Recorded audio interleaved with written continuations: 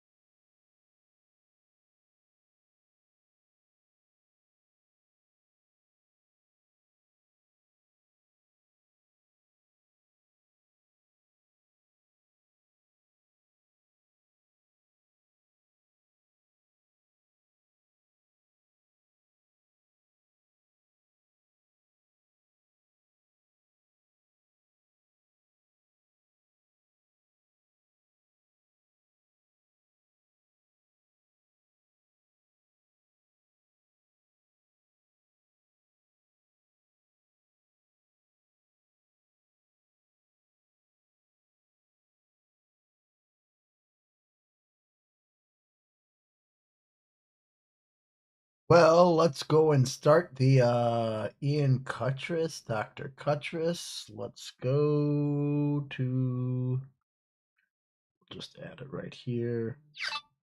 Window capture. Cool, not that. Let's do. Oh, I'm like, do I have that open twice? Yeah, I do have it open twice. What the fuck? All right, new egg. Let's close that. Let's move that. Let's do this. Okay, there. Yes, I like you. Move him to alt.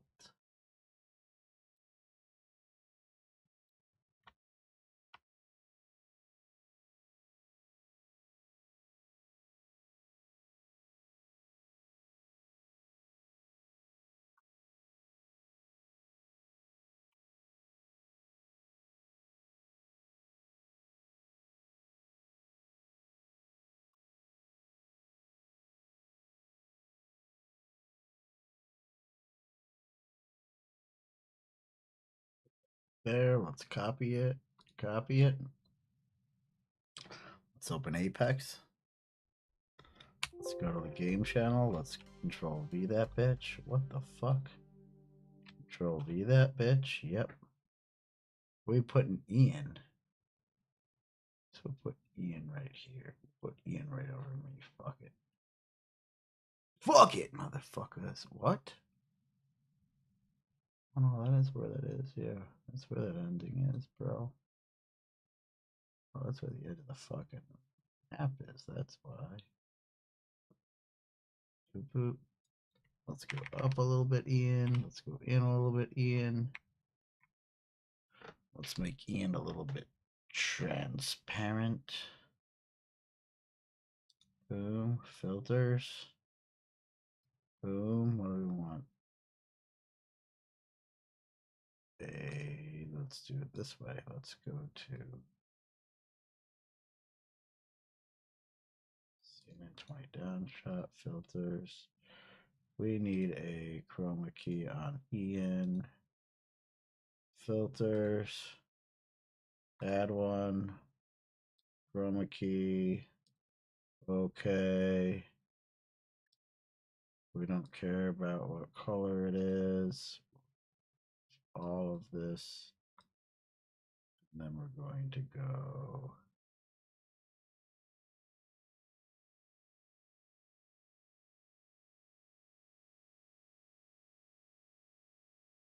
like that. Close it. Continue. Retry. Something went wrong. What? Updating. What?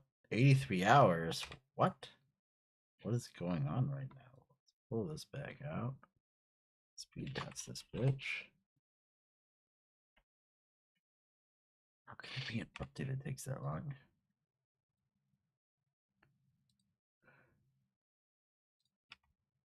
It says it's finalizing.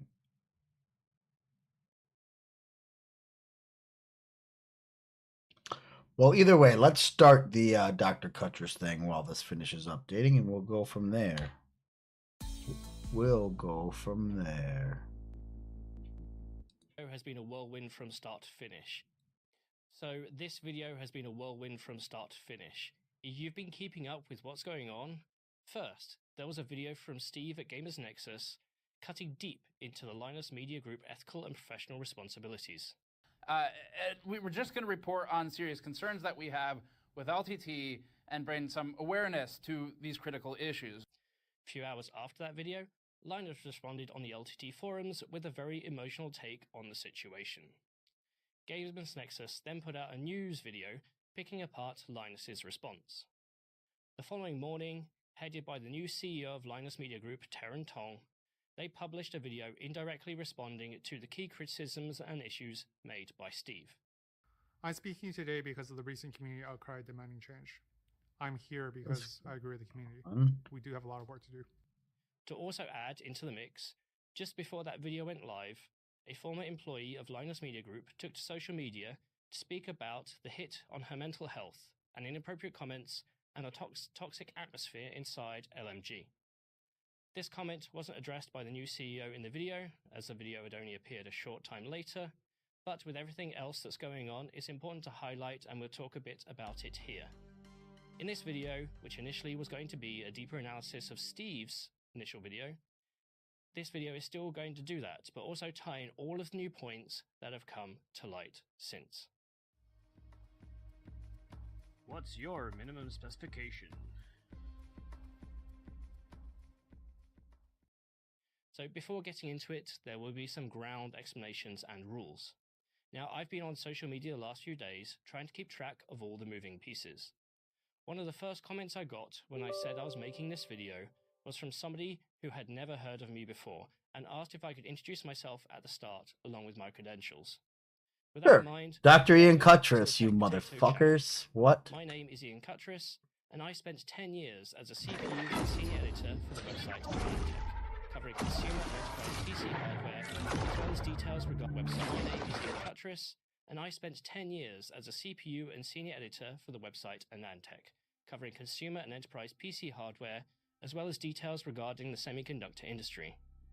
In that time, I amassed over 1 billion views on my work, and some of it isn't that bad.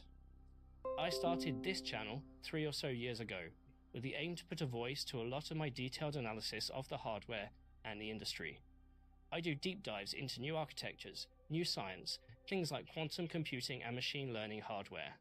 I also from time to time interview industry legends like AMD CEO Lisa Su, Intel CEO Pat Gelsinger, chip wizards Jim Keller, Raj Kaduri, and amazingly fun and talented people like Intel's Ann Kelleher, IBM's Talia Gershon, AMD's Mike Clark, and the world record holders of, say, digits of pi, like Google's Emma Iruka Iwao. YouTube, however, isn't my main job. My day-to-day is actually as an industry consultant and analyst. Companies pay me to help with technical detail, marketing vision, and in some cases, the actual wording of how things will be promoted. So, that means, can you trust me? Someone pointed out that Linus Media Group flew me out to the Linus Tech Expo, so how can I be trusted? Now, I'll be honest, the Linus Expo flight was less than 2% of my travel this year, and they offered to cover it. I currently run my own company, and usually if somebody offers me travel, then I accept, with my only stipulation being no quid pro quo.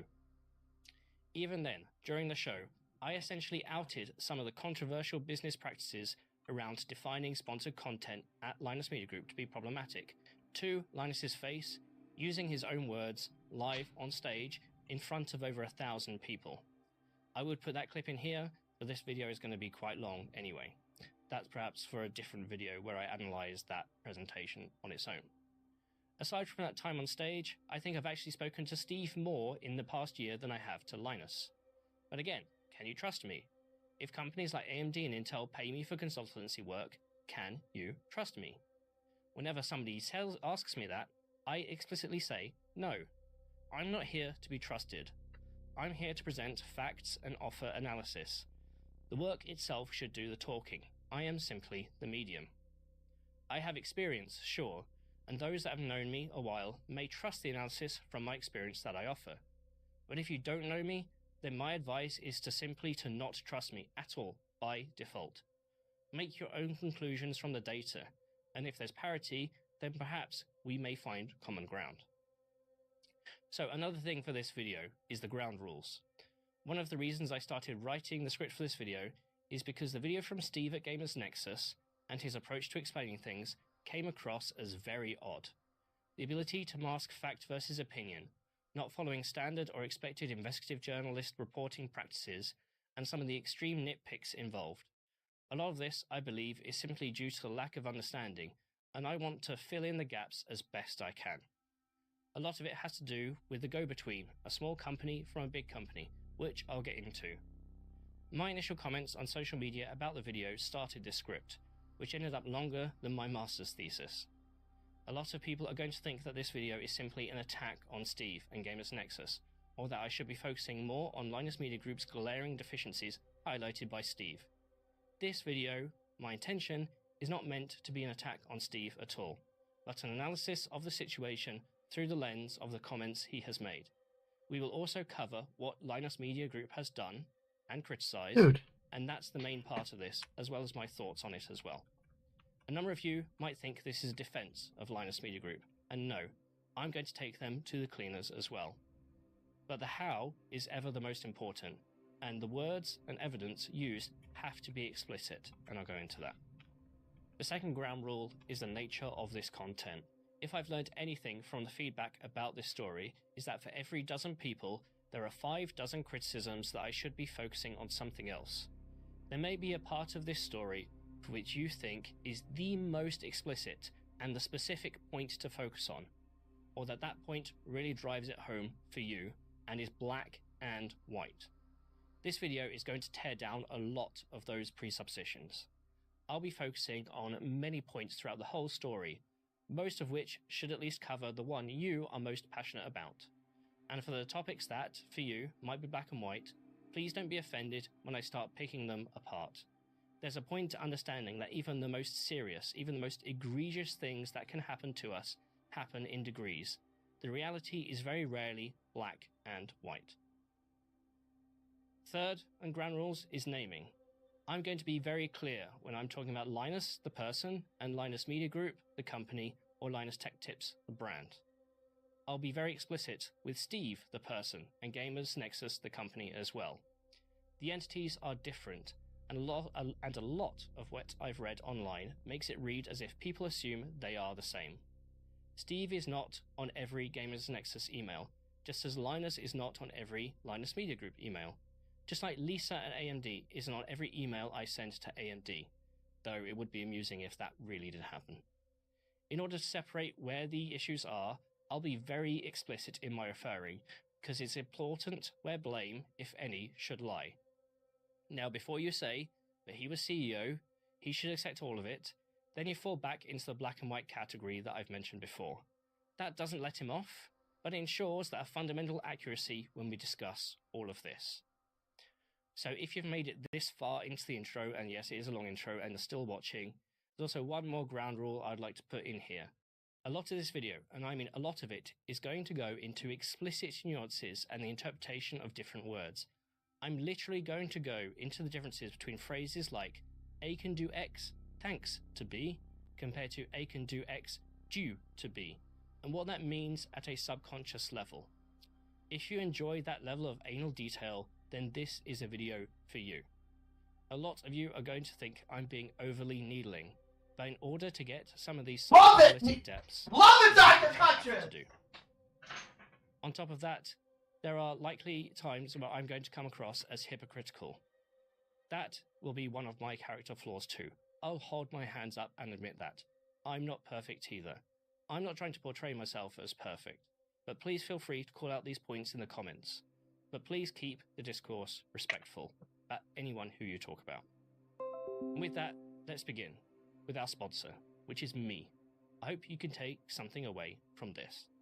So I was going to make this video to follow the timeline of Steve's video, but since then, and with some of the issues, I'm going to drag a couple of the key points out in the open first.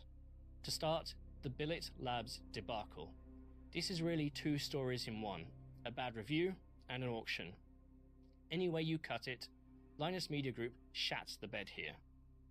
Some of that is at the feet of Linus, and much of it is obvious, and a lot of it ends up in the hands of other LMG employees as well. So rather than go into explicitly what Steve has said here in detail, as I might do in most of the topics in this video, I'll go through the whole way in which Billet Labs incident was handled and how it was handled quite poorly. Overall, it was a shit show, for multiple reasons, but I want to take the different aspects of it in turn for individual commentary. To start with, let's go over the facts. And let's start with the review itself.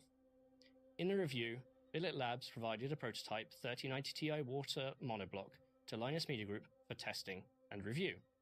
This water block, as Steve points out, is likely individually worth thousands, but with an opportunity cost and IP that is immeasurable to the small 2-person startup it came from. In the Linus Tech Tips video, it becomes apparent that the second host accidentally picked up a 4090 from the shelf. Either he didn't see a 3090 Ti on the shelf, and just didn't want to delay filming, we're not sure. But only halfway through filming was it showcased that it wouldn't fit properly, and it was recognized that it wasn't the right card for the monoblock. The video states that Billet Labs responded to using a 4090 that while it might work, it wasn't officially tested, and they surged ahead. It turns out later, and whether Linus knew about it or not, that Billet Labs had actually provided a known fitting 3090 Ti that the video production wasn't given for the filming. Ultimately, the video gave the product a big thumbs down, because it didn't look like it worked properly with that 4090 graphics card. Linus later stated in a response to video that while they could have reshot with a 3090 Ti, as he felt that given the supposed similarity of the GPUs, it should have worked better, and the estimated end price of the cooler at $800 made it out of reach, and thus the fact that the 4090 didn't work didn't matter, and it wasn't worth the extra time to shoot. He stated that he felt that the additional time and effort, quoting up to $500 of person time, wasn't worth the payoff. It wasn't stated if this was a reshoot while still filming or a reshoot after the first filming, as you could argue the costs of each are different, and I'll get more into that later. Linus then stated that the second host in the video put the idea to retest, but Linus blocked it. Ultimately, this video wasn't really meant to be a review, but an unpaid showcase of something extreme, akin to the holy shit series of content Linus Media Group is known to produce. It was meant to be entertainment with some testing, even though it ended up crapping on the product. There are plenty of times Linus Media Group has crapped on a product for only to have its best sales week ever. A $30 set of headphones comes to mind. This being a startup has riled a lot of people. Billet Labs being a startup has riled a lot of people, basically dumping on years of work for a small startup, and they didn't even give it a fair shot. Now, I don't have an issue with LMG dumping on something, even from a startup.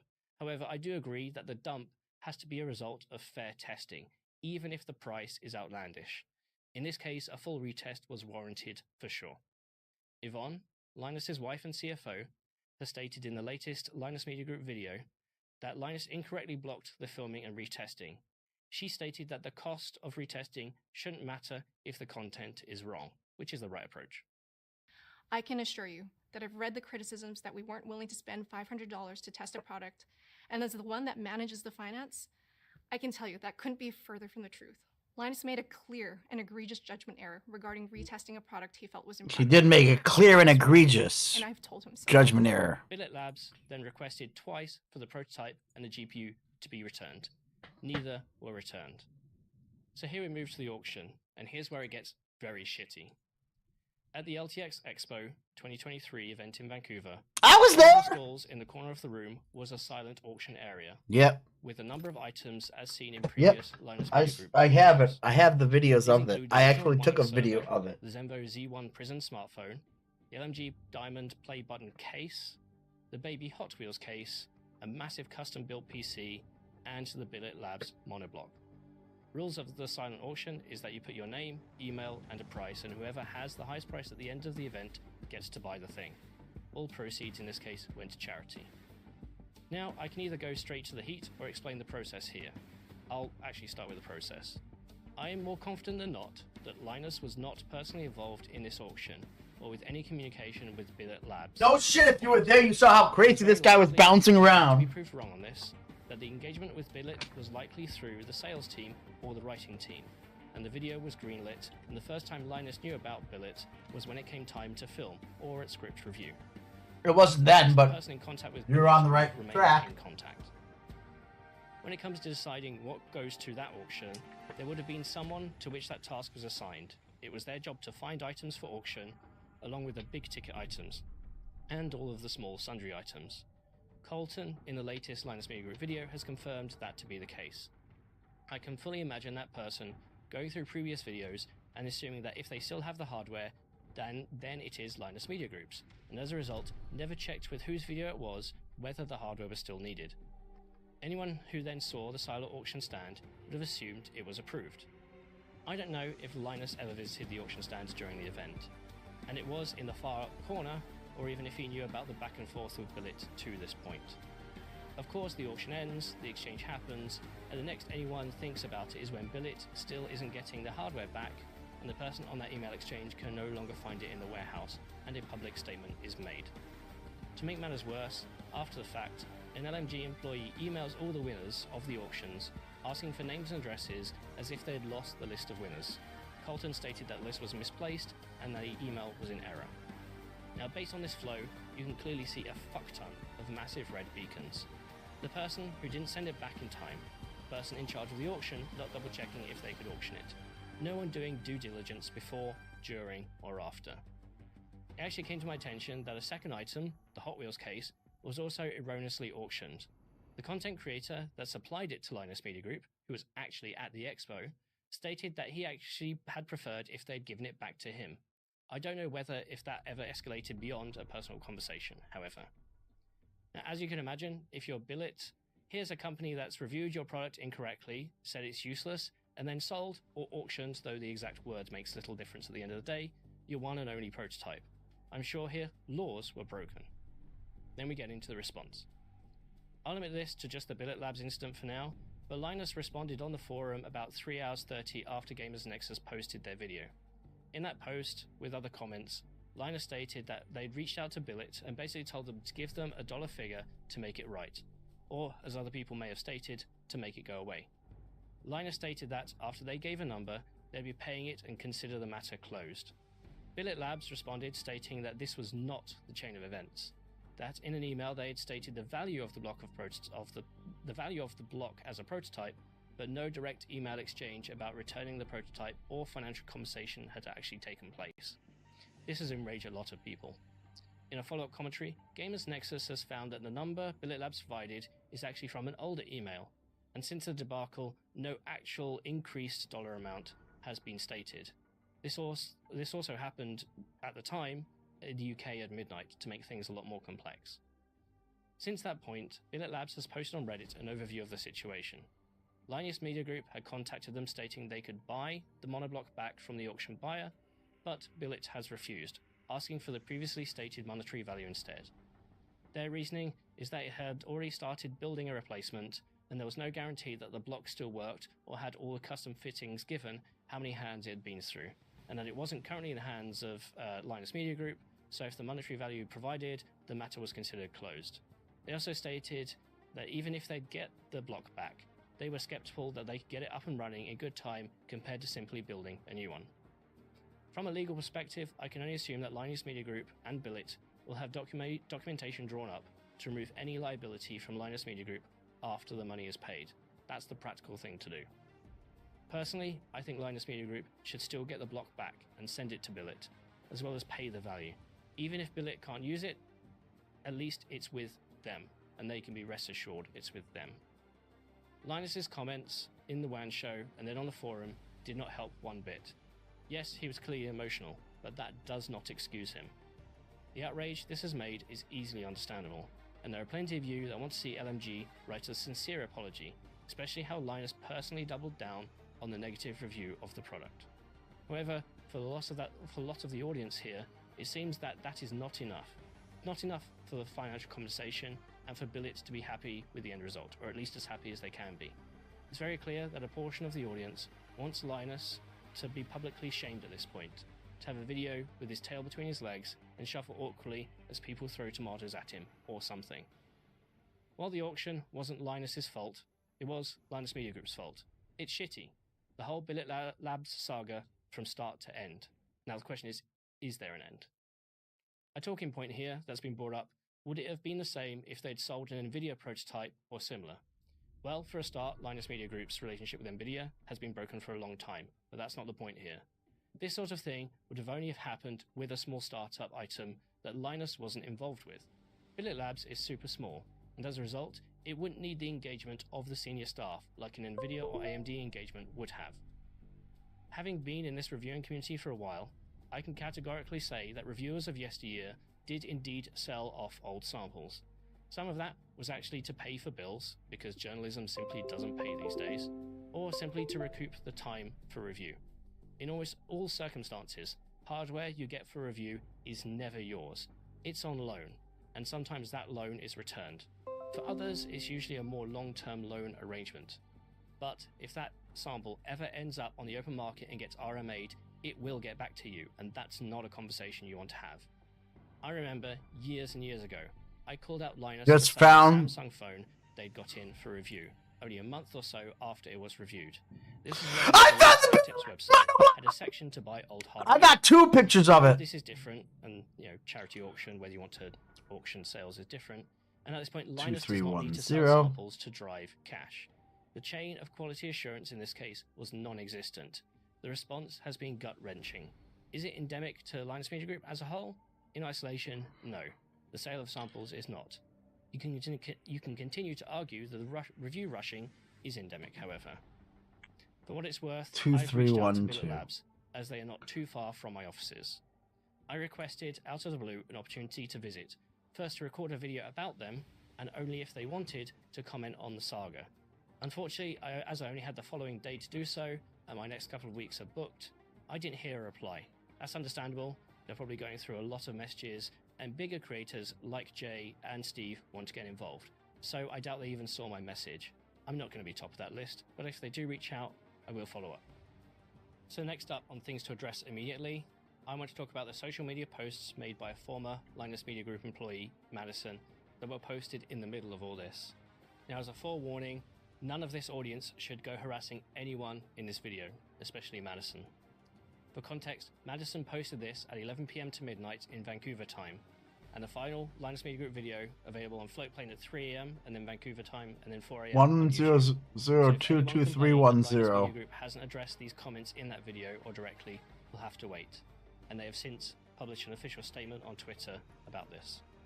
The timing on it wouldn't have worked for a response in the original video, but given the severe nature of the tweets made, I feel it prudent to mention it here, as well as present the audience with a trigger warning as some of this content may be unsuitable.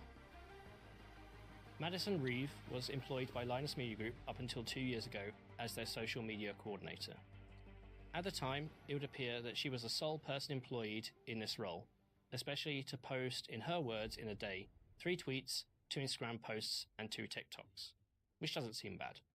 But on top of this, were the requirements to plan, film, edit, and post 2 Floatplane exclusives per week, managing all the people involved to do that, as well as manage, plan, schedule, get approval, and execute all sponsored content on socials that weren't YouTube. Eventually, she made her way into more main channel content as well. It's what I would call the job of a social media team, not on the feet of one person.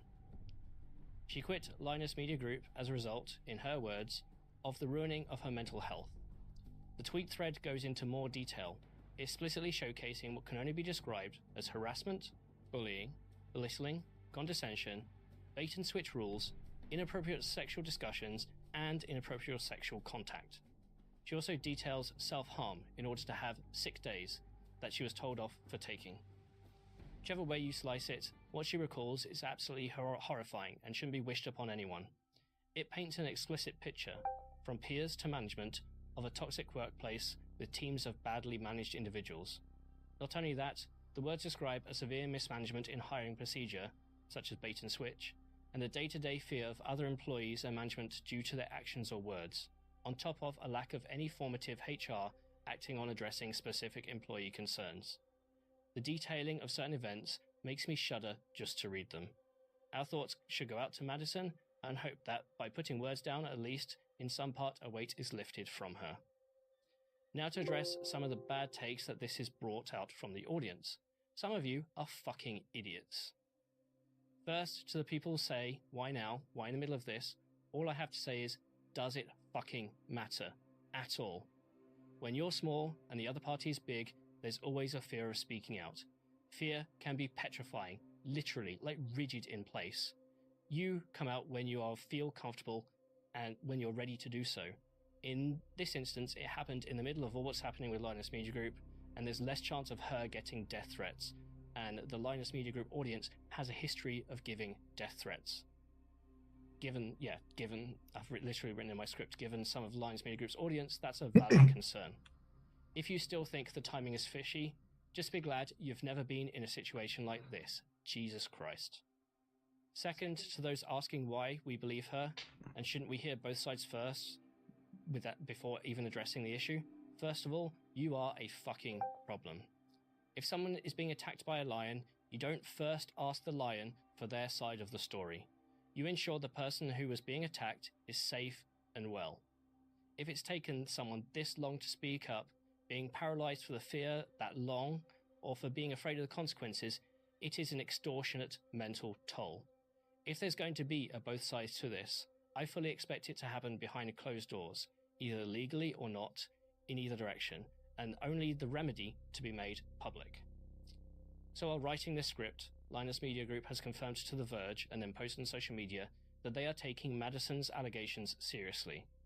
Along with updating their existing internal systems, an external third-party investigator is being used to look into the allegations. The tweet says that they are committed to publishing the findings and implementing corrective actions. While this is one of the more positive ways to address an issue like this, there is a potential for those findings to be redacted, especially if there are any criminal implications. There has also been leaked audio of the post-Madison leaving meeting at Linus Media Group about HR issues, headed up by Linus and Yvonne. The audio showcased boilerplate company protection wording. However, some of it I feel was egregiously out of line. Upper management clearly knew about the reasons why she left, though perhaps not the complete end-to-end as Madison saw it, but in some part, and handled it more akin to drama than sexual assault allegations and bullying in the workplace. Regardless of whether it's the truth or not, these things should be taken way more seriously than they were. Linus Media Group is no longer several guys working out of a house in Lanley, and by these words it easily comes across that some of them haven't grown out of that mindset. The growing pains of a company like Linus Media Group are no more obvious than in this singular moment, because this matters more than any erroneous benchmark or anything else I'll speak about today. By that measure, I'll admit this could have been the first topic in this video, but it should be your biggest takeaway. So with those two topics, let's move on to covering Steve from GamersNexus' video. I highly recommend that if you haven't watched it yet, you should, and then the Linus Media Group response. Links will be provided in the description below. As I mentioned earlier, the original purpose of this video was to go through and shed some light on a lot of Steve's comments, especially with my knowledge of larger organizations and Linus Media Group structure, as well as his use of very specific wording for certain things, and the psychological effect of putting words and thoughts in a particular way. I'll be critiquing both Steve's content and the Linus Media Group story a fair bit, and I can already foresee a lot of you might perceive this as attacking Steve, or giving Linus a free ride, as perhaps I apply different standards to each. That's not the intended case. I'm merely holding them both to their respective bars of ethics and professionalism. Steve holds himself to a much higher bar than most, and so that's going to be the angle I'm going to probe going through his content. Most of the rest of this video will follow the same timestamps as the GamersNexus video. To start, the intro. Steve calls out Linus Media Group, Linus Tech Tips Linus, for several things, some of which we've discussed already. It starts with a clip of Linus Media Group's Labs, LTT Labs, an employee stating how Labs is unique, when right now they aren't. This is a point that Steve from Hardware Unboxed also took issue with a week ago. GamersNexus have said that they said nothing at the time, but states that the Linus Media Group Labs employee is inaccurate, and we'll get into how Linus Media Group doesn't retest every video. However, in Linus Media Group's updated response, Gary from Labs clarifies they actually retest for every project, while it may not be every video. Steve then points out GamersNexus isn't explicitly mentioned on the WAN show response to that clip, as if to drive home the point that Linus isn't being explicit enough in addressing these things. Steve then interprets personal relationships with vendors as a point of contention in a very mocking tone, as if his way is the only way, but we'll get to that. That's the intro, and then on to the main video. We start off with Steve going through an overview of his video. So aside from the Linus Media Group Labs employee issue, which Steve says is not the most important aspect of the video, which makes me wonder why he chose it to cover explicitly in that first intro, the issue is more about the self-imposed deadlines of content leading to rushed reviews and erroneous data. This conflicts with Linus's external quote on maintaining accuracy and having data-driven reviews at Linus Media Group. Steve explicitly states that the GamersNexus video about this is not monetized, that this is likely to eliminate any comments that he's profiting off the drama financially, but it's hard not to miss the additional exposure to his channel and the uplift the algorithm will provide from it. He is getting a benefit from this channel, even if it's not a financial one initially. If Steve truly wanted to exculpate himself from gaining from this content, one option would be to put it on a new channel. Steve says, "We were just going to report on serious concerns we have with Linus Tech Tips and bring some awareness to these critical issues. We've been thinking on this for a few months now." Steve points out the main highlights of his video. It spans from raw data that potentially misleads consumers, even if unintentional, ethical concerns and corporate connections, especially in this case Billet Labs, ethical concerns regarding Linus Tech Tips' recent review of the Portage Stormbreaker mouse, and a pseudo-correction where LMG fails to take ownership of the issue and blames the product. Steve then goes into marketing versus reviews versus entertainment. He states that reviews have a different technical level of detail due to the way reviews are seen by an audience. However, this isn't new, even for video. However, whatever amount of technical detail you put into a review can differ based on how detailed you want the video to be. There's a section of this industry called the lifestyle press, who reviews things like watches or MacBooks. Are they detailing the intricate mechanism inside, or going into detail about the microarchitecture or gaming performance? No, they have different motives. It's important to know which motive the publication, independent or not, has, and whether that changes content to content, video to video. So first we get into this first big topic of Steve's video, rushing. Steve states that Linus Media Group is rushing content out of the door, causing these issues with accuracy, and that the employees agree. The video then cuts in to several video comments from employees from the what it's like to work for Linus video. Employers say that the fast-neck pace has a hit on data accuracy or collection, and then Steve points out that the issue with ethics when posting knowingly erroneous data. Linus even says that in the video it's all go, go, go, and doesn't address the concern of speed. Across 5 channels, Linus Media Group publishes 25 videos a week. However, of those, 3 are clips, 2 are floatplane exclusives, 4 are shorts, and 1 is a live stream. So realistically, what we're actually looking at here is 15 full-length proper videos across 5 channels. 15 videos that do end up having that high level of quality. Now, yes, employees can be overworked. You'll struggle to find an employee who wouldn't rejoice working at a more relaxed pace. People like Steve from Hardware Unboxed states that he works 16 hours a day, 7 days a week, and he likes it. Linus Media Group's approach is to continually pump out content, partly for growth and revenue reasons, and growth which has a knock-on effect to growth and revenue. For context here, Linus Tech Tips grows at just under 100,000 subscribers a month, with 6 videos a week on the main channel, one of which is a live stream.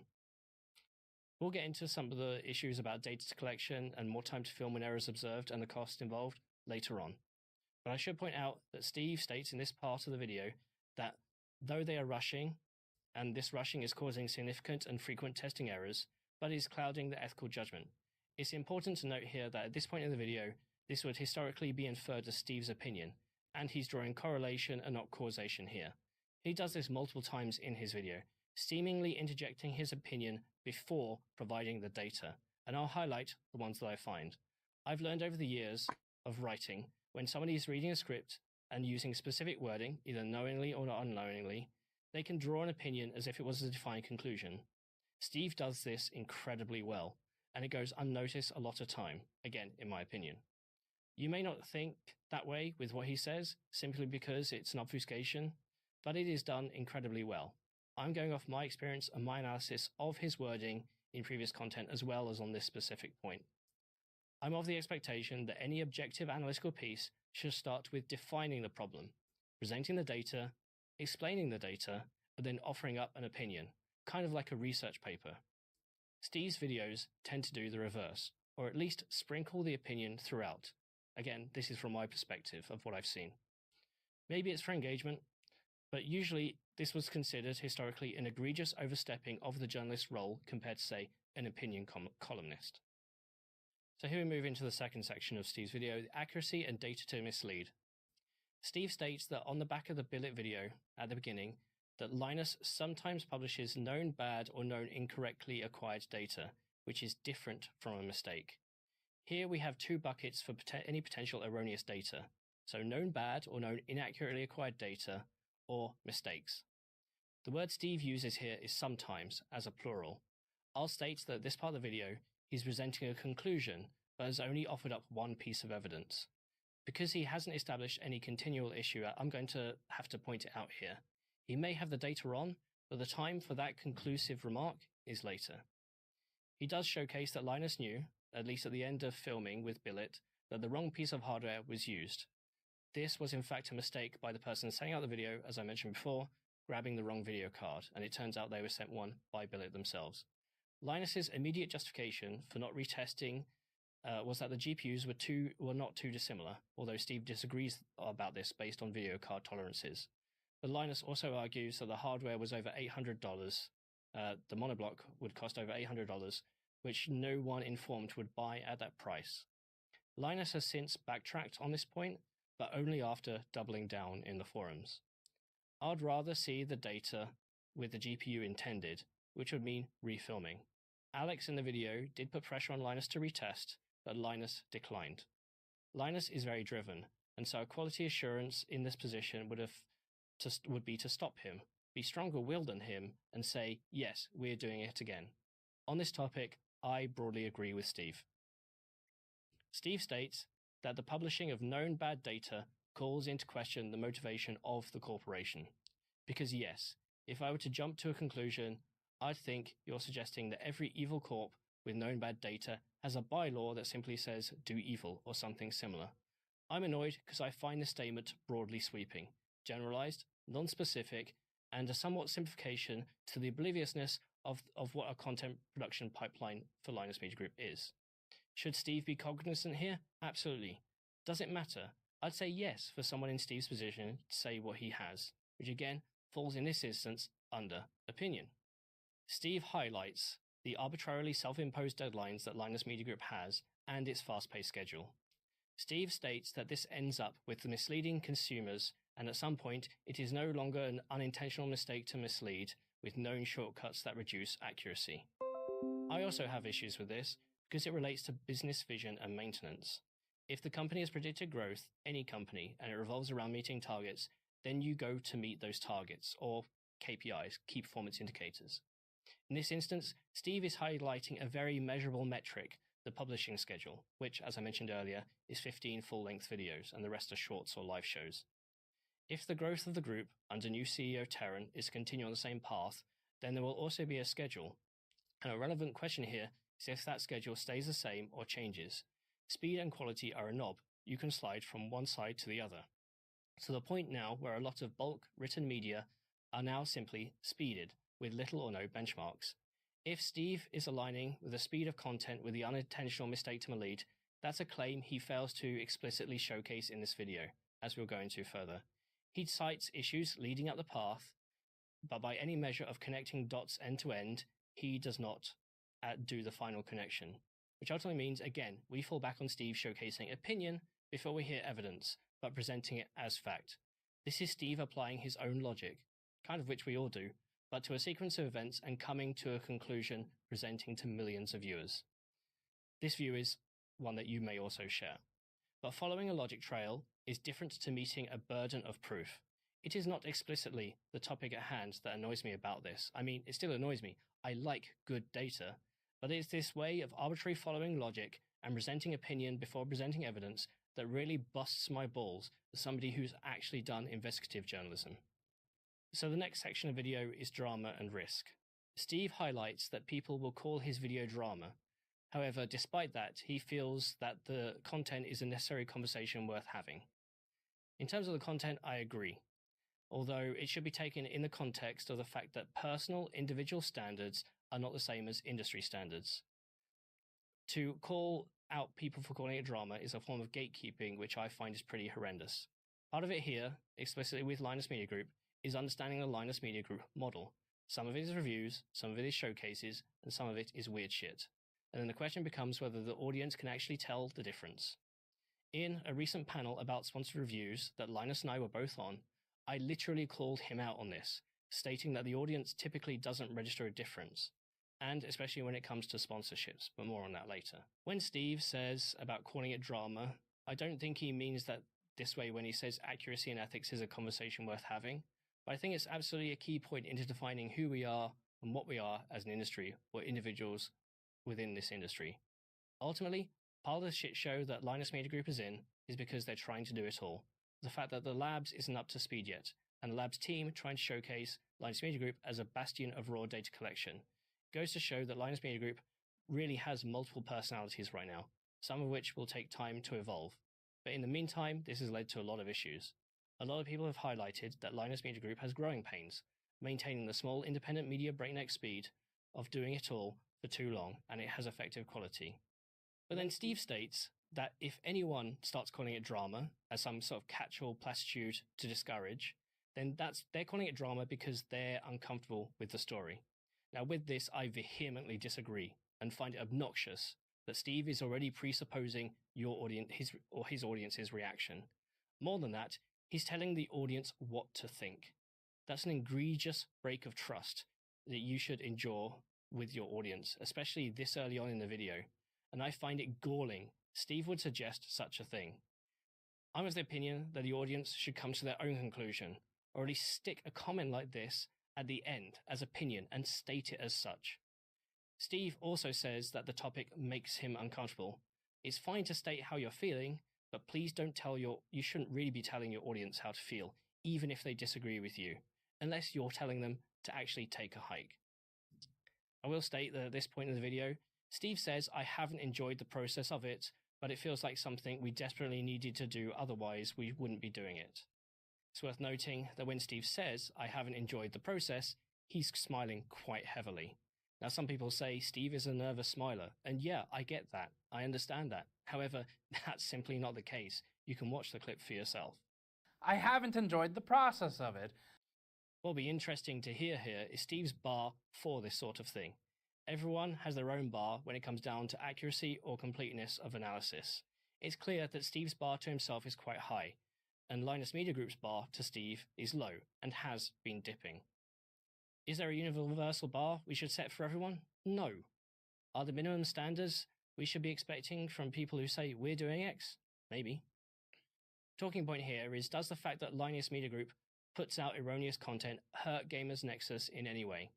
And to a certain extent, from my perspective, no, it doesn't hurt GamersNexus. Steve tries to address this at the end of the video, which I'll cover there, but I think has a bad take. From my perspective, erroneous Linus Media Group content does not hurt the content that GamersNexus makes at any rate.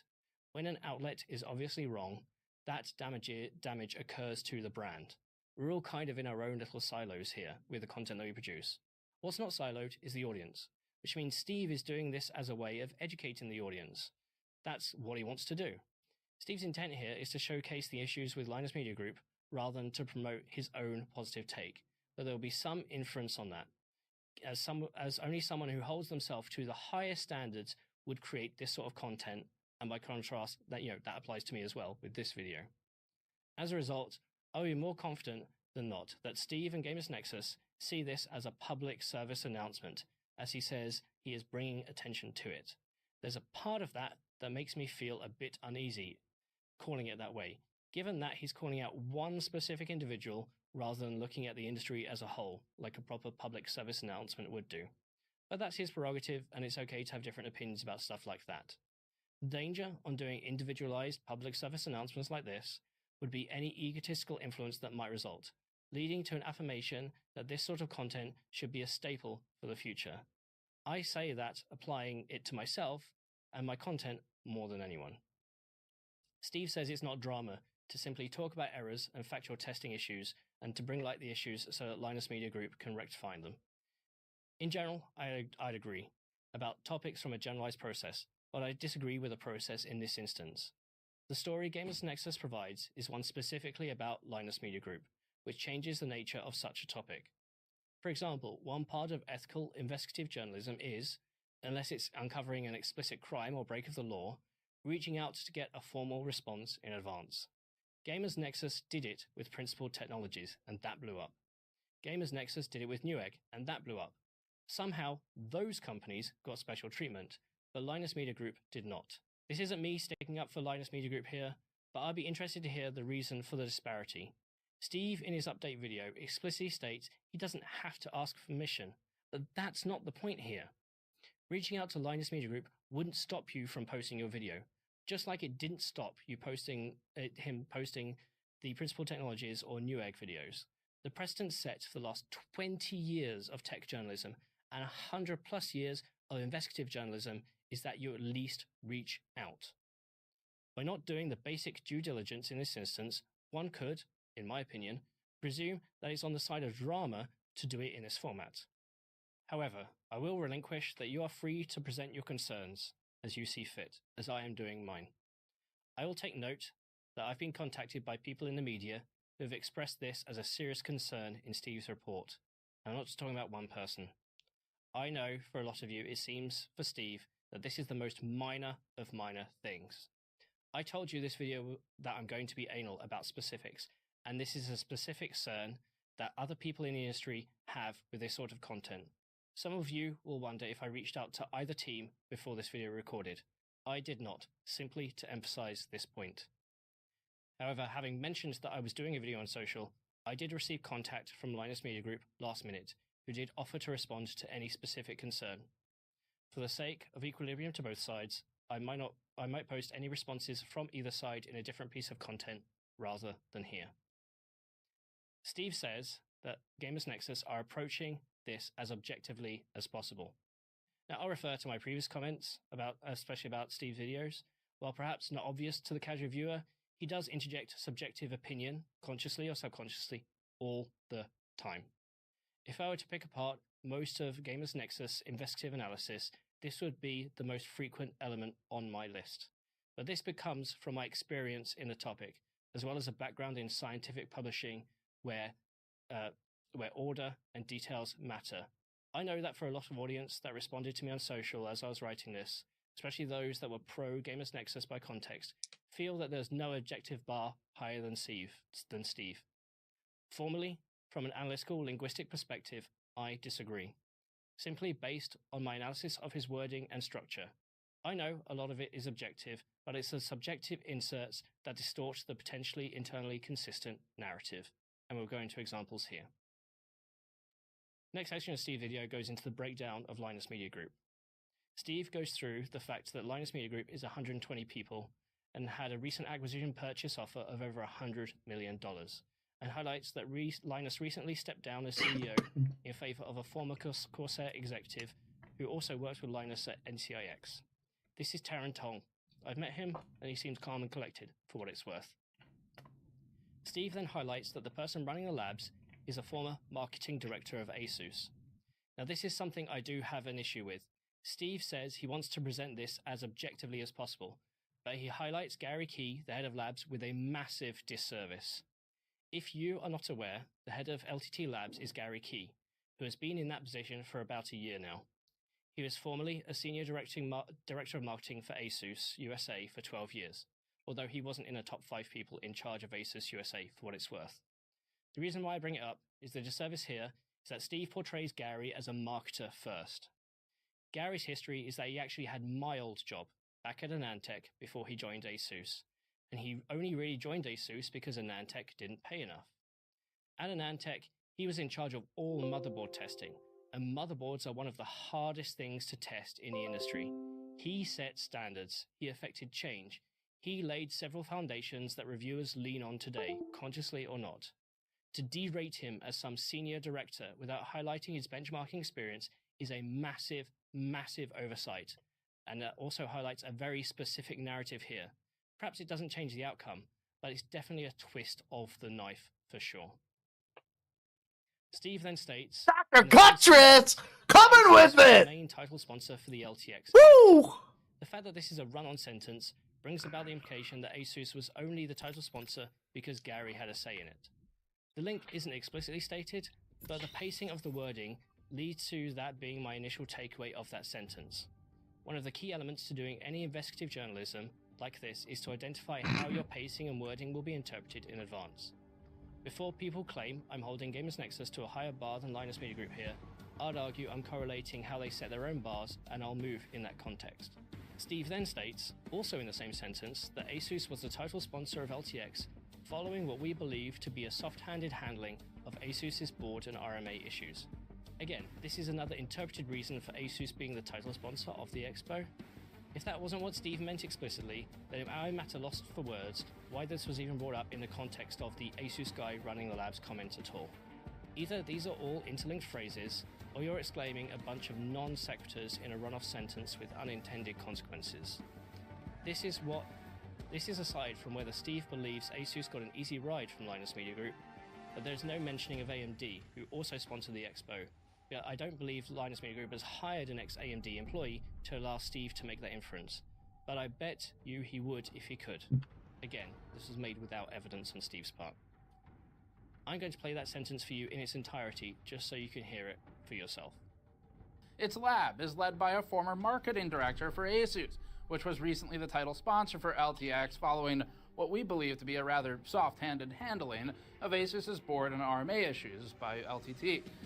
Next section of video is on errors, and Steve goes through about 13 minutes of segments where Linus Tech Tips has had errors in their content.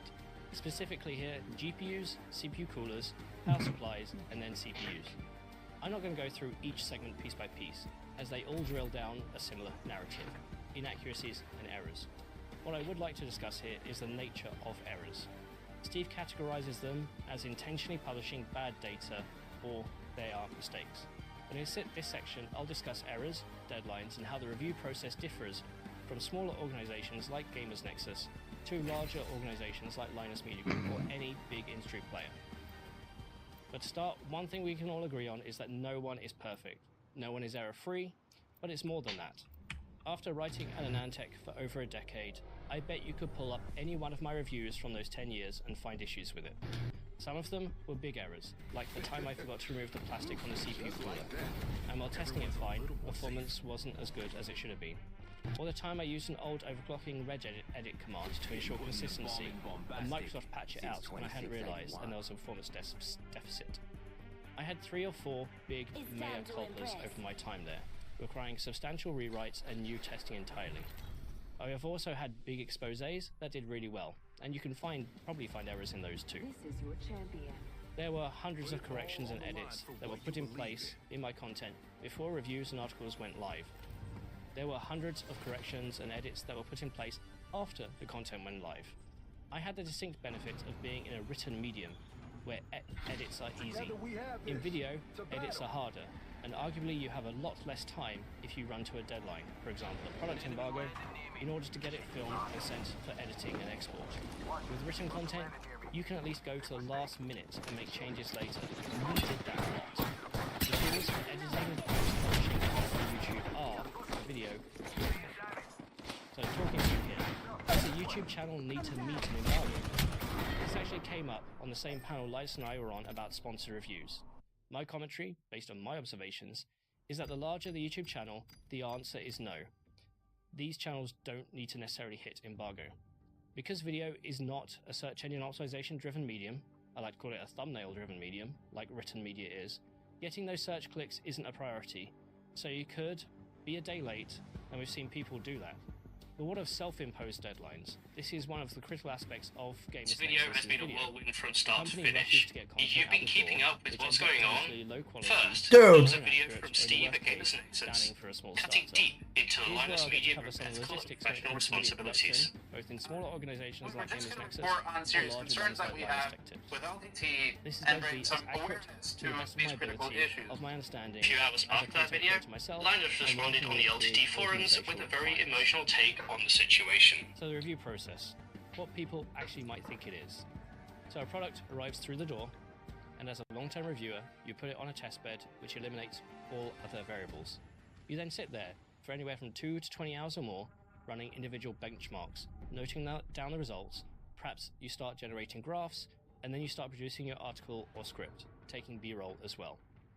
You may do B-roll first, but perhaps you can start writing that initial part before the hardware arrives. With a good script and a good set of data, if written, you might pass it to a non-technical editor, which may actually still be you, for uploading into the content system ready for publishing. With that good script and good set of data, for a video, you set up the filming area, recording your video, and then go to editing. You may have a video editor or not. It's unlikely they're technical. You're going to be relying on your script and B-roll suggestions to put it together. You may see the final outcome for final edits, or they may fall to another managing editor, but then we get it uploaded. Depending on any time constraints, any segment might be shortened as testing, writing, B-roll, filming, or editing. So what actually happens? There are two types of hardware reviewing segments, and I'll classify these as small team independents and medium or large team corporates. With a small team independent setup, usually less than 8 people, often working together in the same room, there may be individual experts in that team, but more often than not, by being in the same room, the level of communication between everyone is immediate. The person benchmarking is right next to the writer, who is right next to the video editor, and smaller teams tend to be full of technical people. If not engineers who live and breathe the stuff, then at least enthusiasts with experience or in the process of learning with everyone else around them. If there's a point of immediate concern, you just call Patrick because he sits opposite you. QA, quality assurance, is also an immediate process, whether it's a quick check on numbers or graphs or an exported video. For larger team corporate situations, as testing scales out to multiple people and output grows, there are 2 ways to build your review process teams. First, you can build teams of 8 people that work on projects as a team, with very little external engagement with other teams. This has the same effect that a small team does, however small teams can sometimes be at the whim if a person is down or serialized throughput ends up limited. Every team will need the same kit, and the scaled out solution becomes expensive very quickly, so this is rare. The second way of doing it for a large organization is to separate out the experts into groups. So all the people doing benchmarking get their own area, where resources can be pooled, knowledge can be exchanged, and typically those people enjoy being around like-minded people. Same applies for the film crew, put them all in the same area. Same applies for the writers, all in the same area. Same applies for the video editors, all in the same area. Depending on how the organization operates, as a new project is brought in, individuals from each team will be assigned to the project from who is available in the pool. There may be an individual in the group with a specialty. For example, Greg might be the one who knows how to use the anechoic chamber, but who you are working with project to project might change. The other way of operating is by pipelining. A product comes in, a writer works with a benchmarker to discuss testing, then the benchmarker tests, the writer writes, and then the completed set gets passed to the next free host and film crew, then the next free video editor, who will all have to work off of notes, and perhaps there might be a meeting to catch up with speed, but there may not be. Some would argue that the small team setup for larger organizations just isn't scalable, hence why it moves to a more group-based dynamic where all of one particular type of person go into one place. All the big tech organizations run this larger pooled group dynamic. However, the larger organization route requires tighter management, explicit quality assurance, and the loss of technical knowledge further down the chain has to be compensated for, which ultimately is one of Steve's big comments here, on top of the need to go fast. Ultimately, tech media is a wide expanse, from publications that do 0 benchmarks, all the way to those that will test until the final minute of the deadline. The bigger the organization, at least in the way it operates in a big organization, the more checks will happen during the process.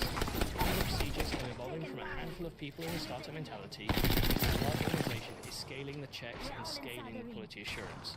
Sometimes you have to square up those checks, and it's not simply a linear scale. However, with the wrong scaling, the technical details of the review or article may only be known to the initial person doing the writing or the testing, and is often relied upon that the facts about the item, either specifications or benchmark results, are correct by the time it hits filming stage. Tech media employs very few engineers, mainly because engineers can earn 10x more working for a proper tech company, and journalism pay is terrible. It's one of the reasons why, as an engineer, I left. So a lot of people in these positions, if not tech enthusiasts, are simply generic journalists, video editors. Oh, was that our teammate that was down there? Smaller teams, where most of the roles are held by one person, or the whole team for that project is in the same room, there's a lot more scope for direct quality assurance, as opposed to indirect quality assurance from a traditional editor-in-chief. Newspapers, for example, used to hire fact-checkers for this reason. Through the video, Steve takes apart the testing, a lot of which is valid on the way specific tests are done and methodology, but the way he nitpicks a bit on errors systemic to anyone, which I've done, is in my opinion excessive. This excessiveness applies to honest mistakes, and having incorrect data like specifications, such as pointing out an asterisk needed when the host says a GPU is a 4070 Ti, but it's only a 4070. People make errors, and Steve continues to try and tie it in all to the LNG philosophy of speed versus accuracy. Ultimately, Steve is able to drive correlation, but no amount of correlation equates to causation, even if you believe it. One could point to some of the LMG employees wishing they had time to fix errors, by which I'll come to some of the additional issues that a scale video production would have, but bear in mind, one of the critiques here is that the output rate of videos, they continuously say 25 a week, but it's... Yo, Greg's getting on in a little bit, I think. And however, even if you slow down, there is on some level, you can't just go back to the small team model, and as a result, some of these issues might still exist. Slowing down won't help if there's a fundamental lack of quality assurance at each stage, so applying it specifically just to speed in this case is erroneous. It becomes fundamentally endemic to the structure rather than the speed. The speed just simply highlights it a lot sooner. Now let's cover the benchmarking process and some of the caveats of each of these models. So on data collection, one of the key items in producing a review is benchmark data. Not every media outlet does this, as I mentioned before, but when showcasing the technical aspects of a product, it's usually a good idea. The historic small team mentality of benchmark data is by having a unified testing protocol, then running through the tests one by one over the course of those 2 to 24 or 48 hours and collecting the data. If the writer is the one doing the benchmarking, then they will usually have a good idea of what works and what doesn't, simply through experience. They say you've never truly been a benchmarker until you've seen the GTA 5 benchmark at least 5,000 times. For larger teams, this gets a little disjointed depending on the product. For a generic mid-cycle review, chances are that the benchmarking team has a set process which is followed, and the data gets passed on to the script writer. For something more important like a launch, and potentially ahead of time, the script writer is assumed to know all the new technologies and to work with the benchmarkers to build tests that push any new particular element. On a larger scale, testing for the regular suite is often automated. Now here's where we get into automation versus just running tests one by one, or solo running, versus a unified testing protocol. And each person has their own thoughts here. It usually comes down to a small team versus large team mindset. Almost every tech reviewer I know started solo running tests. It's easy to do. Very few developed the tools to go automated because there are a lot of caveats of doing it that way, and aside from simply having the knowledge to do so. Others simply swear off automated testing completely, simply because of the caveats. But I would like to point out here that the big organizations that we talk about day in, day out all use automated testing, whether that's benchmarks, code, anything, unless it's super new. The LMG model was based on individual solo run testing for a long time. The solution to that as they scaled was expected to be the labs, which despite the first... I gotta pack a ball. ...in November 2021, actually for all intents and purposes, it's only really been alive for a year. And it's pack a ball down that automation route. Alright. The automation process, while the idea of being consistent, isn't typically a fast implementation. You have to develop scripts, test edge cases, manage ass-backwards game developers who can't make anything easy when then update it week to week to break it. For my first test automation suite, for my CPU suite, it took several months to get the code working semi-consistently in a framework that made it easier to add new tests. And month to month, there would still be updates to that script, either to fix issues, add features, or to simply deal with the fact that CPU testing and engineering sample might have a bad ASCII character in the name breaking everything. The GPU scripting is worse, although when you have a good framework in place, it isn't that difficult to get consistency. The problem here is that each game is different, and this is where being adaptable comes in, because any update can cause the script to break and bug. Assuming you've got around the fact that the game might think you're botting with an automated script, because that is always an issue, and it all sucks. Ultimately, an automated suite is a living thing. People it's here? a constant prototype. There will be one issue. For example, God damn it, he's hurt. Into my suite, but while it was working on the test system, up top. it would work on some of the other test beds. You got him. I told you that guy was hurt. It turns out that the game was having a hissy fit for the settings file, based simply One's on coming. the monitor and the type of connection, DisplayPort versus HDMI, and it took a whole week to find one issue. But when it worked, it was smooth sailing for testing. That's assuming nothing else popped up, like a Windows update. Linus Media Group's labs is currently in flux. I don't know what happened to that guy that he killed. Transitioning from solo testing to automation. OTEP says, and the goals for automation are astronomical. With AI enhanced on he was on top, but then he's probably getting his buddy's getting him up. and more detailed logic for retesting if out of the 5 runs aren't within a standard given deviation. All the logic a solo runner benchmarker would do on the fly has to be integrated. A lot of people have said about this will then wait until the script is ready, but as I stated before, this is more like a living and breathing prototype, like a Formula 1 car, where you have to fix and go because it will never be 100% ready and 100% perfect. This brings about some issues if you don't have a system in place for someone technical to analyze the data before it goes to filming. If the person building the graphs isn't technical, or the video isn't technical, or the host just doesn't know about that particular product directly, then they'll all miss any glaring issue. They're also relying on the video editor to use the updated correct graph when an issue is spotted, which has been some of the reason for bad data. Is this where we're going? To Linus Media Group in their latest video. Alright, they're in there. One other factor here about automating testing is that more often than not, you will only spot issues after running a test 1,000 times. The nature of automation is that you let it run and examine all the data at the end, or if you're clever, you can examine the data that comes in if you have time. Solo runners can catch individual issues immediately, but solo running doesn't scale when you start doing diverse projects and needing multiple reviewers. On the spending extra time to take more data, again, this is about the process. Most tech media and organizations, especially YouTube, are small independent outfits, anywhere from 1 to 8 people, all working in close proximity, potentially with overlapping roles. If there's an immediate issue, you literally just shout across the room to the person that matters. In a large publisher or organization, you revolve around teams that do similar stuff. As I said, writers are in a team, testing is in a team, filming is a team, editing is a team, publishing is a team. They don't work in the same area, so communication might be managed above the individual workers' heads. I can imagine a film editor just being given a bunch of video files, results, and a script, and told edit, with no previous input to what their video is about. The only person in that chain with any understanding on what the data should look like might be the benchmarker or the script writer. The script writer may not have even tested or held the product themselves because it's in a different building or different continent. The commentary about not catching errors in time is likely due to the fact that once you go beyond the writer, the chain isn't PC technical anymore most of the time. The host for the video might be technical, but they're relying on the accuracy of the writer and the test data. OTEP says, where the hell is the first team? Unless something obvious OTEP says, they Tim just here, vanished. Tim here. There are likely plenty of issues that crop up that do get fixed. We only see the ones that make it live. Based on my history, I've likely got errors in every one of my 10 years of reviews. I'm not perfect. I've made some historic fuck-ups in my time, most of which I was able to fix. Someone's on my backside. But they still all come through. So on the comment about reshooting and the time and effort it takes to reshoot an erroneous part of a video. So if a video has gone to the point where it's been tested, written, filmed, and then perhaps edited, and a mistake is found, there are multiple options here. Egregious fundamental errors, such as leaving the plastic on the CPU cooler, should ensure that a video is restarted, ground up. Based on the latest video, this is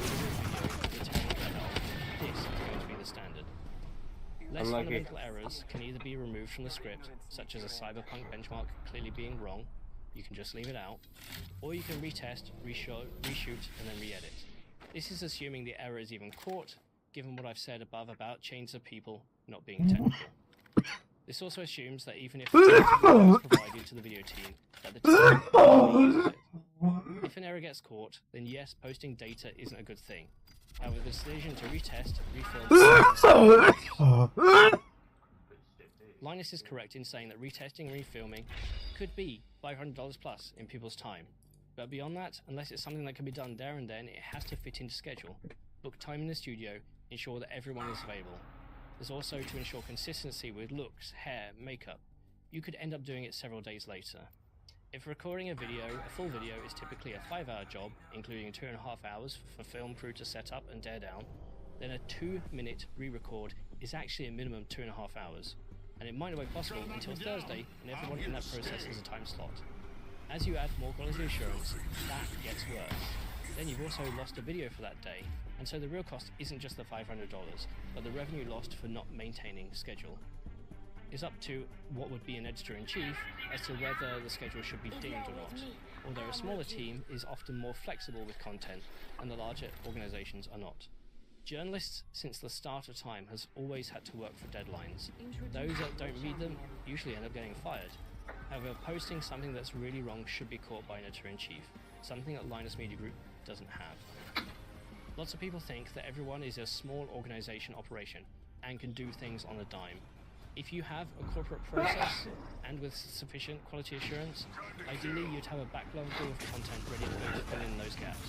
But logistically, managing different teams is why middle management exists, and there's a question as to who you put in those roles. Steve points out that this is an ownership mindset, and he's right. The owner has to keep the wheels turning, and they make judgment calls. This owner, Linus, happens to be the one in front of the camera. The owner is emotional towards the company, and in reality, for a team of Linus Media Group's size, it shouldn't be the arbiter of where time should be spent on content. There are times where people like this will make these calls, if the person in the chain has the authority to do so. I don't know any engineer who wouldn't mind more time. But for the comment about simply just retake the 2 sentences in the video to mitigate the asterisks, again, for a small team, let's just hop in the studio and record. For large teams, there's a process to it, and it's not as simple as a lot of people make it out to be. Perhaps it can be different if you can hide it in B-roll, but not always. There was a full segment where Steve talks about asterisks in videos, for example, which I don't think most have an issue with. But there are 2 specific problems that Steve brings up. The first is one specific example, the need for 2 corrections in a 5-minute video on basic specifications. He'd assume that Linus Media Group should know. Again, I'll point out here, not everyone at LMG is an expert or even invested in technology. So there is that. Not everyone's going to see every issue every time. And I don't think this is actually a super serious issue. Yes, people hearing it might not see the correction on screen, but I don't know anyone who is writing down specifications from a Linus Tech Tips video and using that as a reason to buy a product, for writing down, for making note of specifications.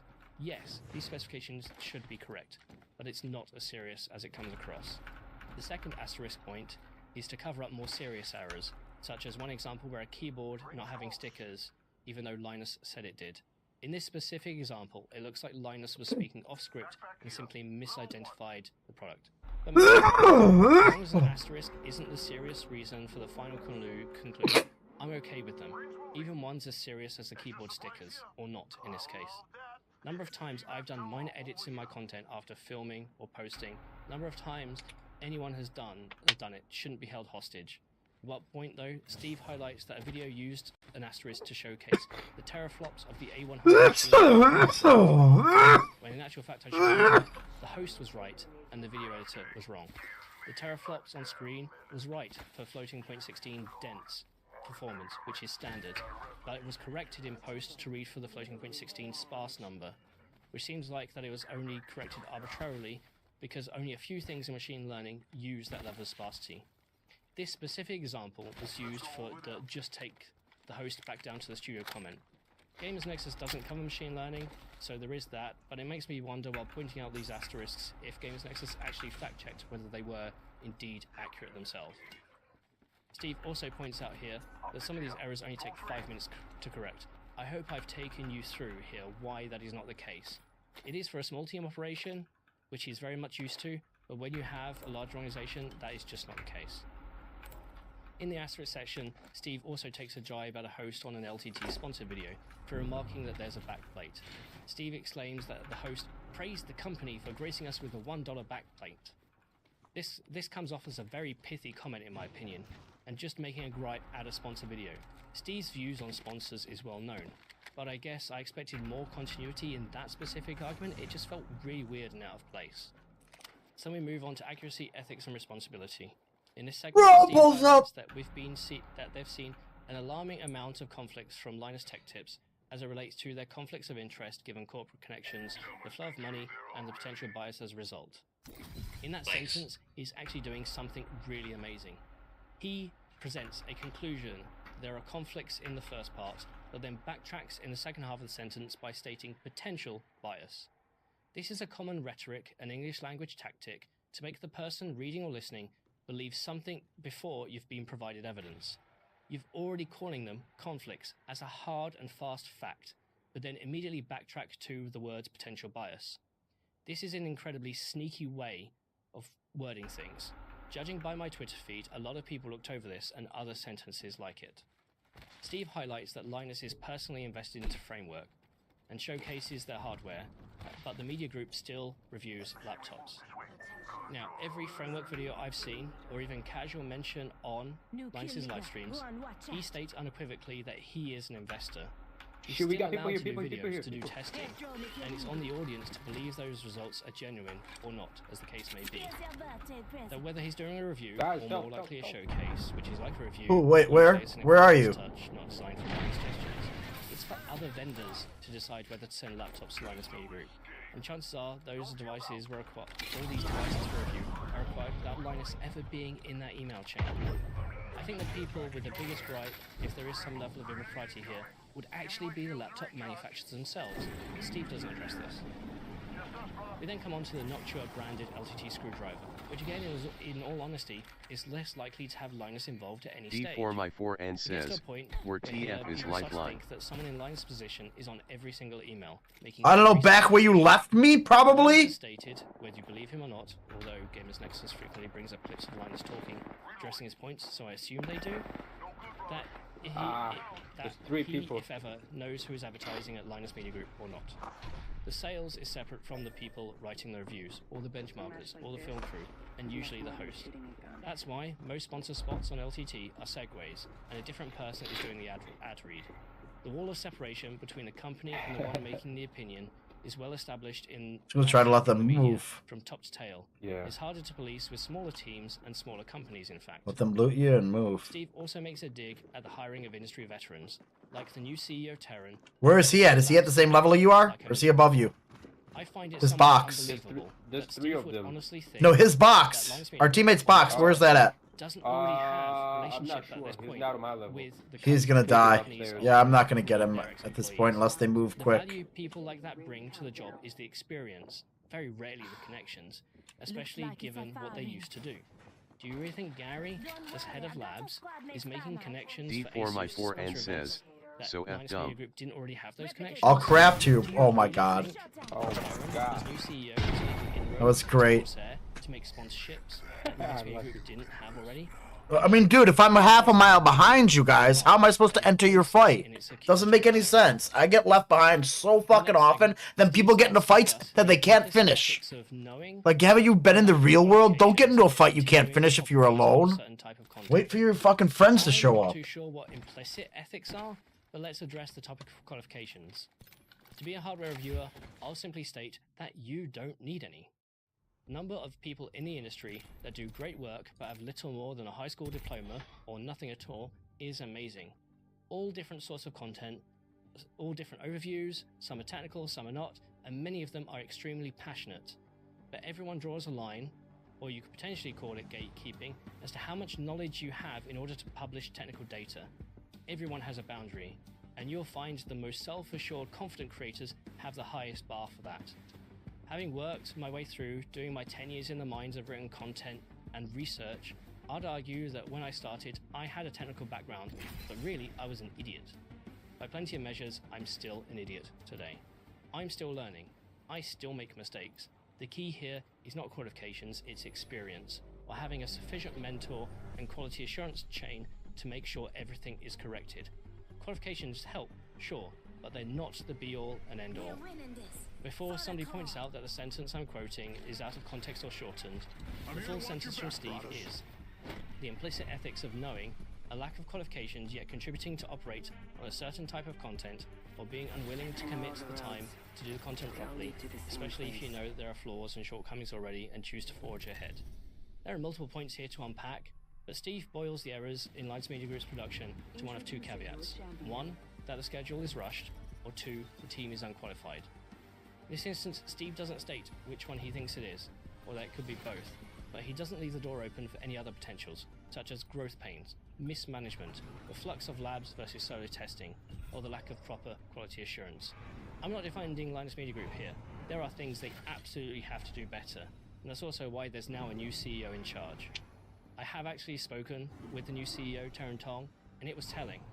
I asked him if he was putting a plan together, a 12-month plan together for the company, and he simply stated, let's start with the first 3 months. Then we move over to another review that has issues, the Pwnage Stormbreaker mouse.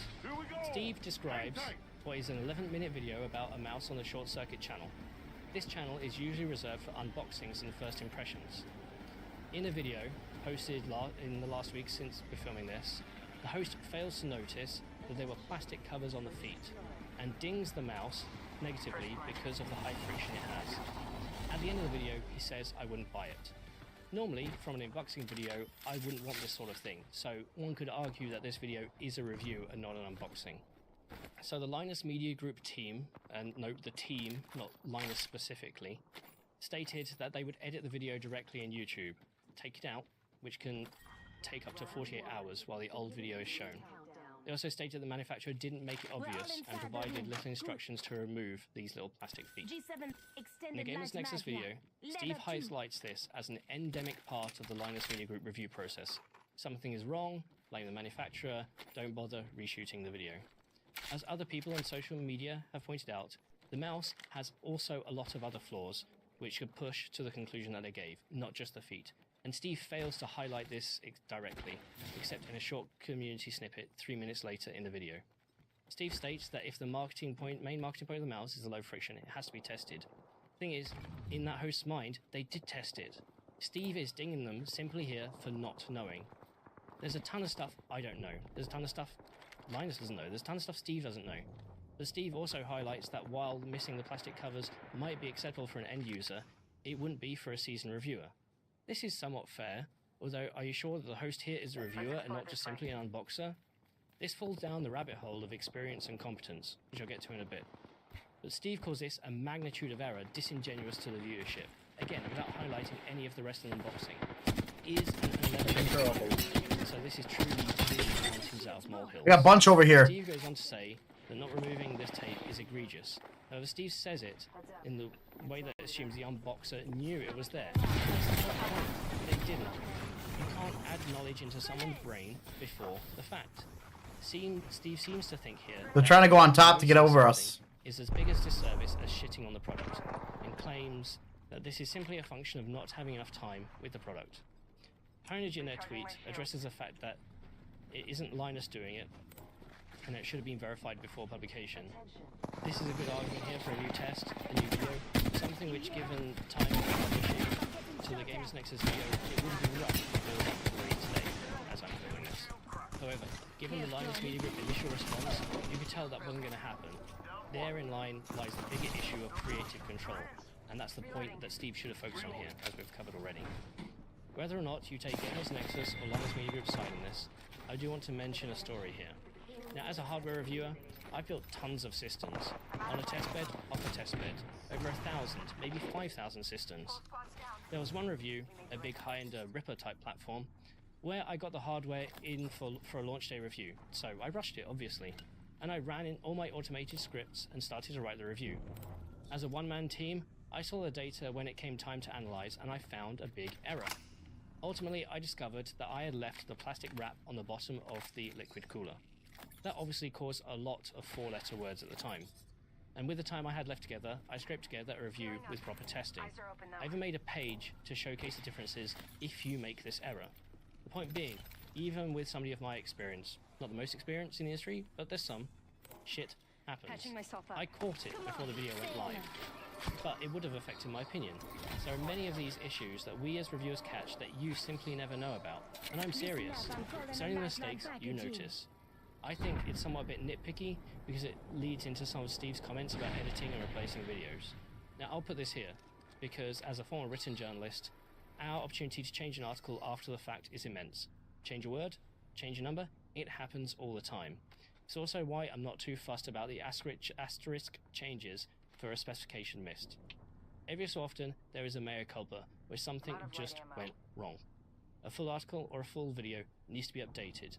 In the written world, normally we'd add commentary to the top of that effect, but still keep the article up and then replace as needed with a footnote. With video, it's very difficult. YouTube's tools are awful.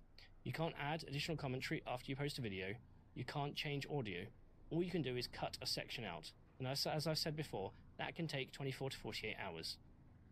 Now you can pin a comment or change the description to mention the highlight where it cuts. Steve highlights a feature that Linus Media Group has access to that most other creators do not. The ability to change a full video in or out. In the written word, this is a given. Steve's argument here is that without taking down the content immediately and either publishing new or editing the going public, millions of people will see an erroneous set of testing. Thing is, we have precedents for this. Errors in newspapers. I was getting high, sorry. Or corrections are on page 12 at the bottom corner of the next day. The edits Linus Media Group is able to do is within the scope of the system. And unless the system changes, I've got no issues with that as long as the other stuff... You can't use any of mine. Digging in the fact that Linus Media Group has a feature, GamersNexus... You can't use mine or you can't handle it. ...comes across as jealous, if I'm honest. Now, I'm jealous too. What is it? And I recognise why it's a limited feature. That they might even have to email YouTube directly. It's my own stuff. And that also takes time. What? The last section is an unfair to all section. And planted, watered, watched it grow, picked it, plucked it, made it mold. He specifically states, it's sad to see, and it undermines all of us. Steve is taking it upon himself here. No thank. Well, if you come to Chicago, maybe. To which I will politely decline. Yeah. It does take some ego to do I was that. there like I'll grant 2 months that. ago. I might Although, come back whether it soon. undermines tech reviewers, I would the opposite here. If the audience can see just how much misinformation is coming through, then the content is too far. If someone else is wrong through ego-tea, all of us, minds all done. And in the final segment of the feature, in the fact that Linus Media Group has a feature, GamersNexus does not, comes across as jealous, if I'm honest. Now, I'm jealous too, and I recognise why it's a limited feature. That they might even have to email YouTube directly to get it done, and that also takes time. The last section is an unfair to all section, and in the final segment of the video, Steve states that Linus Media Group's actions undermines all tech reviewers. He specifically states, it's sad to see, and it undermines all of us. Steve is taking it upon himself here to speak for the whole of the tech review community, to which I will politely decline. It does take some ego to do that. I'll grant him that. Although, whether it undermines tech reviewers, I'd argue the complete opposite here. If the audience can see just how much misinformation is coming through, then the content creator is going to see it reflected in the numbers. If someone else is wrong, then it's your duty to do it right, especially when it comes to testing and to accuracy.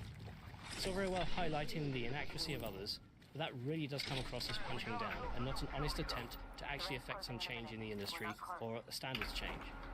In the written space, there is a wealth of information from the completely untechnical, no benchmark strategy of wishy-washy content to the super technical side of the spectrum. Are there a few that slide up and down the scale? Sure. People Do I ahead. feel aggrieved that a big Wait for me! Perhaps. But I see it as an opportunity as an individual to provide more. Jeez, that was loud. As Steve from Yeah, because you guys just leave me every fucking game. Now, Steve from GamersNexus then opines that the algorithm doesn't need to be fed every day. And then you die. Media Group uploads every day. And then you expect me to rescue you. Linus Media Group's channels don't upload every day.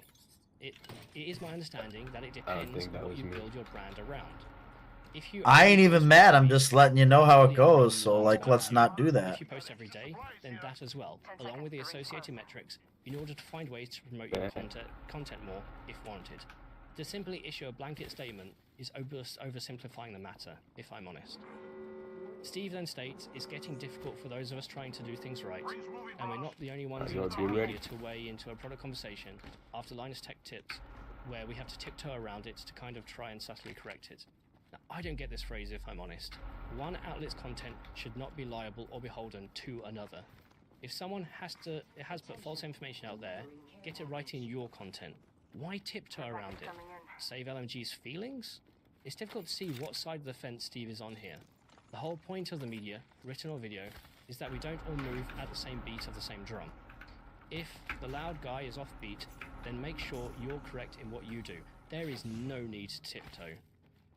You now say you don't care anymore, but why did you even care in the first place? The next section is about the CEO and having responsibility for what you say. 100%. I'd say this applies directly to an individual. Number of times other people have taken careless words of one individual and applied it to a huge company is absurd. A company is not a single person, even if your name is splashed over the front. Steve's conclusion, which he doesn't preface by saying I conclude, but states it as he has other facts, which again is an obfuscation of the difference between fact and opinion. Steve's conclusion is that LMG is acting in a careless, irresponsible way with bad data points in conclusion, either through laziness and unwillingness to commit the time, cheapness, whatever is focused on the bottom line, all of these things. These irresponsible actions, they can affect In the worst case, the life of work of an individual or a company, or in more common cases, it can just mislead consumers spending money they don't have to spend on things that There's a team here. We can knock. We can knock these guys. The big thing about this long, wind-on sentence is the direct link, causal link to proof. It's all very well to have correlation with numbers, but if you're presenting it as fact, we need to see numbers. To anyone that's going to say that it is obvious, to me, I challenge you to offer that level of evidence in many other situations. Steve does a good job here of attempting to state thoughts as fact. Now, he may very well be right, but all he's doing here is extrapolating a series of bad events and not connecting them to any direct sales. You might argue that he would never get access to that data, but he's still drawing a conclusion here. He explicitly states earlier about the purchasing decisions of millions of people, but fails to showcase one specific sale. This point is quickly brushed under the rug into the next sentence. The point about ruining a company is also worthy of note here. Steve states that he was in contact at the time of the video with Billet, and we can go back through here. Has confirmed the state of affairs. They'll be getting compensation from the prototype. Go back and around. And they're pressing ahead with Leave them. Let them think that we went to that other fight. One mental screw up. The company isn't ruined in this instance, or at least go this way. Steve doesn't point to a second example in the video. See, they're gonna fight the other team. Get around. Yeah, get around. And being light on them. I've covered this earlier in this video regarding ASUS and framework.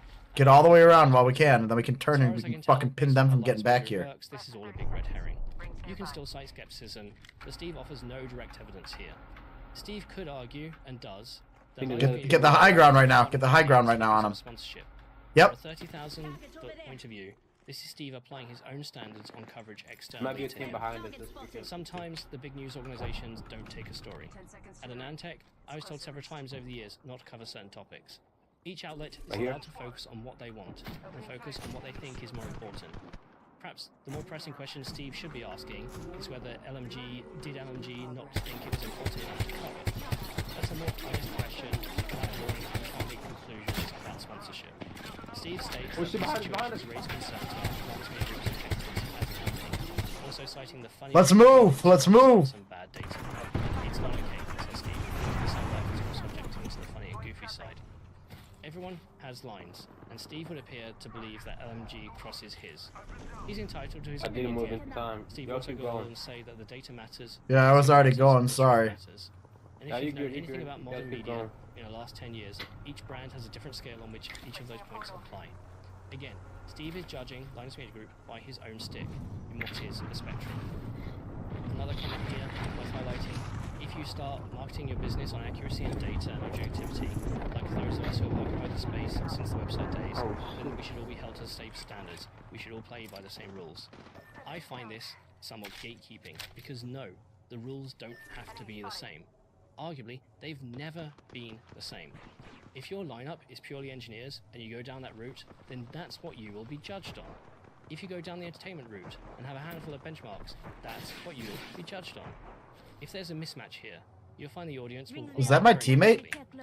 Oh damn, sorry, my bad. Linus Media Group and the new CEO have stated a video about a number of measures they're looking into in order to improve data accuracy. In some circumstances, it's a testing quality assurance issue.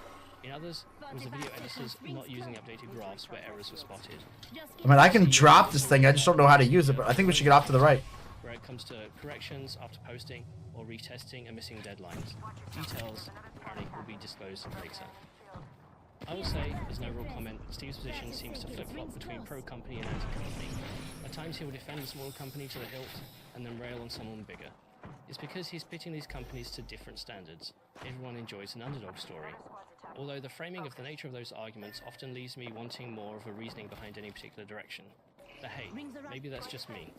With that, I've covered a lot. Not sure how long this video will be, but if you stayed this far, thank you. I know a lot of you will consider my commentary here in certain parts to be overly specific, but please bear in mind that we've covered a lot of topics today, and I know some of you see things like the Billet Labs as the most important, the Madison story the most... Backside behind you! There's a focus here for everyone, and everyone thinks the same, hence why I wanted to cover all these different areas in this level of detail. The level of detail I think is important to understand from my personal perspective. This is not a story that ends today, by any stretch. With what's happening at Linus Media Group, and it will take time to solve there, or time to do anything else. And I know a fraction of you will want Linus to just simply disappear. The question is, will GamersNexus cover it, or will we cover it? I guess we'll have to wait. note, I have reached out to two in G this about building, this I new CEO. I have a tentative yes, but it's unlikely to be Sorry. a short time, as you They're probably good, understand. they're good. I'm actually on a road GG. trip for the next while, but I'll GG. be back with them when I get home.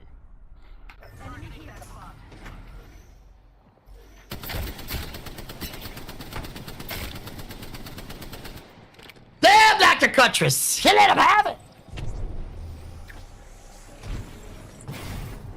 Dr. Cutress said a lot.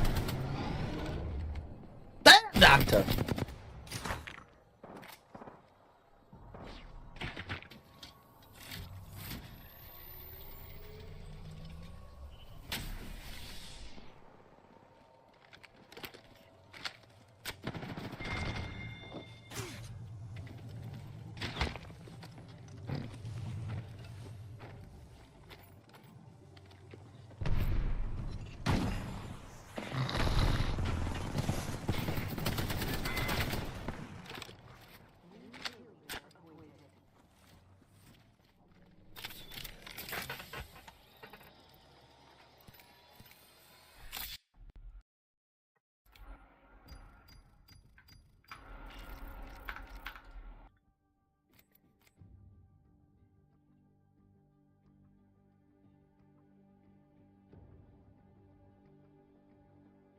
Ooh, that guy left me now. He didn't like it. That took too long now.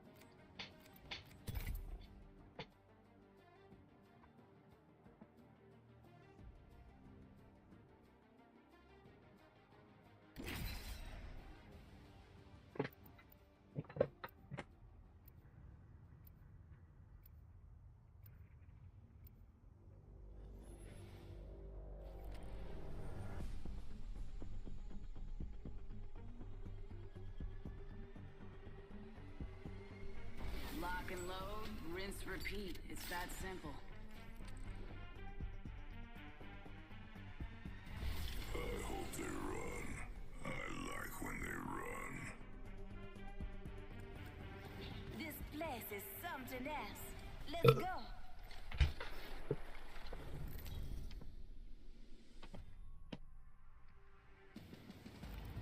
This is your champion. I'd watch out for my squad if I were you.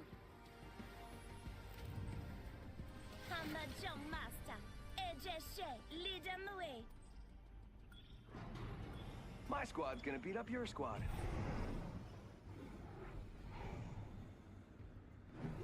Until we meet again, buddy.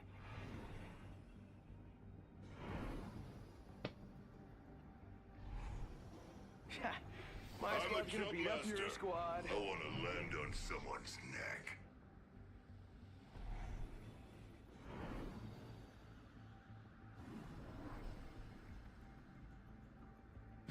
Stay out of my way.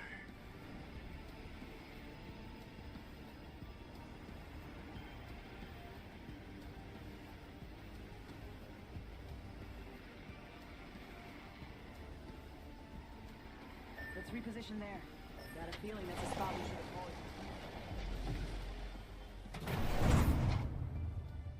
Secret science. I'm not actually. What if I just put vibrator on? Can I like not show it? What if I just put vibrator?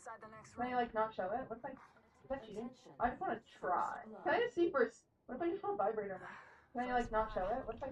Is that cheating? I just want to try. Can I just see for science? I'm not actually. I'm gonna go get a glass of water. I just got some water.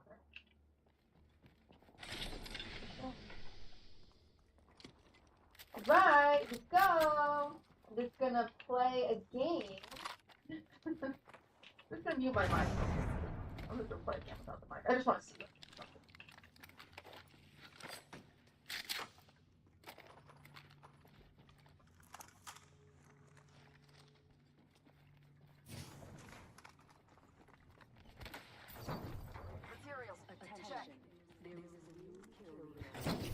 Got some materials here.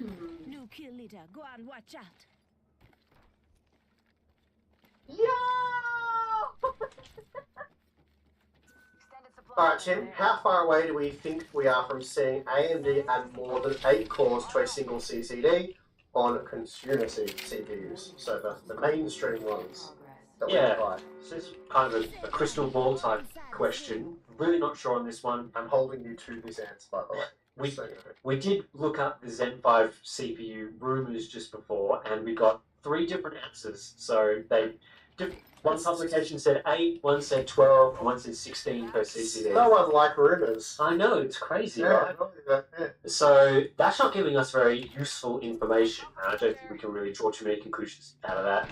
I think for consumer CPUs, I think it would be, possible that they may go to like a 12 core, but unlikely. 16 core CPUs are still not really a super mainstream part. They're still very much for the high-end enthusiast, people doing production work and things. For gaming, a 12 core at that level of performance is probably not necessary. So you have to think about if the majority of their parts they're selling are sort of in a Ryzen 7 or 5 line. Again, they probably wouldn't need that, but then they are introducing their new, like they've got Zen 4C and Zen 5C CPU core architectures, which are sort of a more, like a cut down version of the primary core design. It's meant for high density applications, so servers, things like that, where you need super high density of CPU cores. Now, maybe they would bring that to a consumer platform, in which case you would see more CPU cores per CCD, but if we're talking about the fully fledged design, I'm not sure it's necessary. So we'll see what they do, but it's basically, I don't know. It wouldn't be as, let's say, cost efficient. And how necessary is it? Because applications where you're wanting more than 8 cores, generally we're not talking about gaming. So, and then CCD latency is generally not a big problem there. So there's it wouldn't be really addressing a problem that we're having really. And again, what we really need is faster cores. So if you get faster cores, then 8 cores is going to be plenty for gaming, and that sort of solves the latency problem there anyway. Yeah, and Amy's bringing back Threadripper as well by all likelihood, especially with Z4 design. So that's going to serve the market of above 16 cores for really high productivity users, and I would imagine Zen 5 is going to have something like that as well. So I guess they're sort of going to be balancing the whole, do we need the CCDs to be denser to improve servers, or do we need it to be denser to improve gaming? And I think, to be honest, what would probably be a better choice is if they've got a certain amount of die space to use, to continue increasing the cache capacity as opposed to increasing the number of cores. Because if they've got more space to use and they could put, let's say, 4 extra cores, taking from an 8 to 12 core CCD, or making the non-Vcache models have significantly more cache, or maybe beef up the memory control or something like that, that's probably going to have a bigger impact for gaming. It's probably what I would suggest they do. Faster cores. I mean, we looked at this a while ago when there was the hot core debate for gaming, which seemed a bit silly to us. We looked at more cores versus more cache, found out that the cache was attributing for bigger performance uplifts. I think it was the 10th gen core series, going from a Core i5 to a Core i9. It was really about the increase in L3 cache opposed to the increase in cores. Anyway, and I think that trend will continue for some time because I haven't really seen any evidence that games are starting to require more cores, more CPU power than what you can get out of a high-end 8-core. Yeah, we'll move on to the next one, I think. No amount of Twitter apologies is ever going to make up for it. I don't know how to get up there to it. I know it. We all know it. Recent games have been running like garbage. Some are so simply graphically demanding that it hurts our souls. Some like to take all of your VRAM and throw it into the void, never to be seen again. Some like to take your CPU, use and abuse it for insane bottlenecks. Then some games like to do all of these things at the exact same time. But this whole game optimization horse has been beaten to death. I want to point out something that all of these games have in common. That is that they are made in DirectX 12. Yes, that's what that little number letter thing means in benchmarks. Is the very thing I can't get up there. Are built on the same thing that is destroying their performance. Well, I'm going to show you something real quick that might convince you on this point. Some games allow you to change the API that they're running in. If you've ever seen it in Fortnite or in The Witcher 3, for this example, we've got DirectX 11, the predecessor to DirectX 12, on the right, and the rendering of the game is virtually identical. Try to spot the difference. What you might notice is the difference in FPS. It's like twice as fast on DirectX 11. It's no competition whatsoever. You know what's an awesome feature of the DirectX 12 version of Witcher 3 is that you can use DLSS to make up that performance gap, right? Well, even with DLSS quality, it's still not even close. Also, in Fortnite, we see performance hits across the board going to DX12 on a pretty large variety of graphics cards, most of which are up to only 3 years old. You would think that we're getting better performance with DirectX 12. I don't know where you were shooting. But we aren't. And have you noticed that some of the best looking and performing games still use DirectX 11 or even older APIs to this day? First, I gotta get this straight. I am not Mr. Game Developer Man with years and years of experience. I don't exactly know what it's like to work with DirectX 11 versus DirectX 12, but Wikipedia is a pretty cool website. Second, in order to understand this, we need to understand what an API is, or more specifically, a graphics API in our case. Now, I'm going to be simplifying this quite a bit because APIs are very complicated, and it's kind of beyond the scope of this video, if I'm being honest. Basically, a messenger that allows software on your PC, say a game, for example, to communicate with PC hardware, say your graphics card. And the most popular graphics API at the moment on PC especially is DirectX, and that's made by Microsoft. Then the second most popular is Vulkan, which you might have heard to be, the savior of all APIs, and that is by the Kronos group. We're going to talk a little bit more about that one later. The third thing, why the heck are we using DirectX 12 if DirectX 11 was better? Well, it technically isn't, and we find ourselves here on the Wikipedia article. The entire idea of DirectX 12 is to actually optimize the experience to use more of your CPU and have less driver overhead. And what's interesting is in earlier games with implementations, they actually showed a performance gain when running in DX12. Say Control in 2019 or Shadow of the Tomb Raider in 2018. There's probably tons more examples I could get my hands on. These seem to be way different from DirectX 12 now. And that might be because that is not the same version of DirectX 12 that we're on now. Today, we're on DX12 Ultimate. Yes, the Ultimate Edition. This was revealed in 2020, and it came with a lot of interesting features. One especially to note is ray tracing built right into DirectX, the bane of our FPS. It seems like the problem that DirectX 12 is having nowadays is the same thing that makes it so good, and it's the insane amount of control that developers have when using it. That's probably why we see now in games using more of our CPU than ever before, but somehow they still end up being unoptimized. And the fact that we want more and more DX12 features like nanite, lumen, ray tracing, high-res textures, all of that to improve graphical fidelity. We want games that keep looking better and better, but these technologies are extremely demanding. And you can fight me on this. Remnant 2 with nanite, but not lumen, is still a very gorgeous game. Graphically, games are improving pretty dramatically, and that means devs are having to learn faster than ever of how to utilize all of this stuff in DX12. That includes the developers that make the game engines like Unreal Engine 5 that I know a lot of people love to hate on.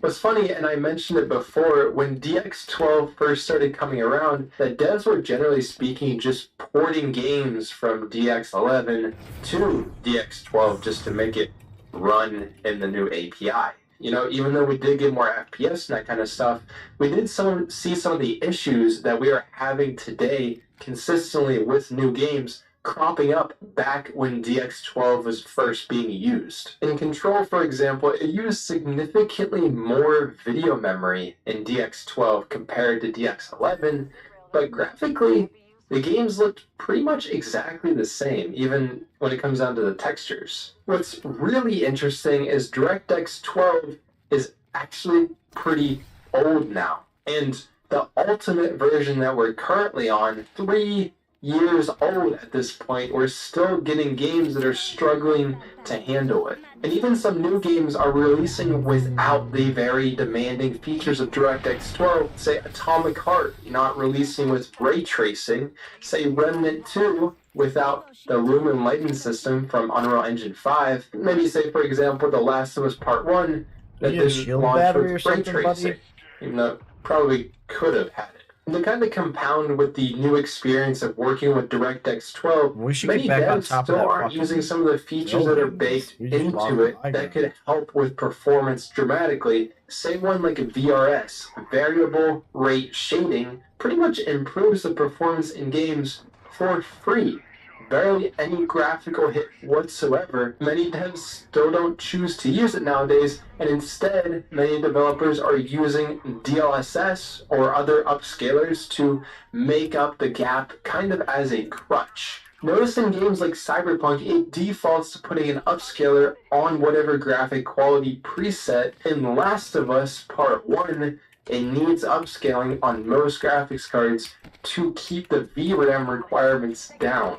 And this is what brings me to the Vulkan enjoyers I know that are watching this video right now. Y'all are an army teaming up to take down DirectX. If DirectX 12 is so challenging, why don't we just use Vulkan, its competitor? I mean, Doom Eternal is an awesome looking game. It runs super great. It's also built on Vulkan. There must be no correlation there, right? Vulkan as a graphics API offers very similar features to DirectX, like ray tracing and developers being able to control the very low-level computing to make games more efficient and run smoother. And as well, Vulkan isn't made by Microsoft. What that really means is that Vulkan isn't restricted to Windows or Xbox. It makes developers that want to port their games to other systems have a way easier time because they don't have to translate to different graphics APIs. But contrary to what probably most of us think about Vulkan, it actually runs into basically all the same issues that DirectX does. You know, it still has that low level of computing for developers, so that means it's also very complex, and there's a lot of development struggles and optimizations, just like DirectX 12. And then compounded, Vulkan isn't as popular as DirectX. That means there isn't as large of a community that can offer support to Vulkan, like the same group that huddles around DirectX. Also, using Doom Eternal as a benchmark for this to say that it runs better than DirectX or something like that seems like it's kind of an exception, because in another game that is able to switch between Vulkan and DirectX 12 was Red Dead Redemption 2, and in this game, both APIs performed about the same. Generally speaking, I actually found DX12 was a little bit faster. So to me, there isn't a huge reason to use Vulkan over DirectX except for it being easier to port to different systems, but I might be mistaken on that, so let me know in the comments if you have a little bit more developer insight. Again, game optimization has been doo-doo lately, and it hurts to see when we've seen games that are from the past that even ran in DirectX 11, the older API, that still hold up very well visually today, like Control, and it runs extremely well. We just want to see optimizations like that in our games. But what do you think? Is DX12 too challenging for devs to work with to control all of the low-level computing? Is it possibly this awkward growing stage as we're transforming into a different era of how to render games, like with ray tracing and stuff like that? Is that holding us back? Or do you just say, screw it, DX11 games look better than DX12 games? Who cares? We'll just throw it out. Nobody needs it. In the end, I'm just kind of out here trying to figure out why games are running so poorly nowadays. One reason is obviously that devs are making games for new consoles as well, which makes them more demanding. But that's only one part of the story. There has to be more to this. It just doesn't really make sense with how consistent this stuff is right now. Oh, they came up from both sides. Like, fuck me. That's what I get for trying to pick someone up. Why don't you stick with me the whole time? See you in the next video. God damn it. Peace.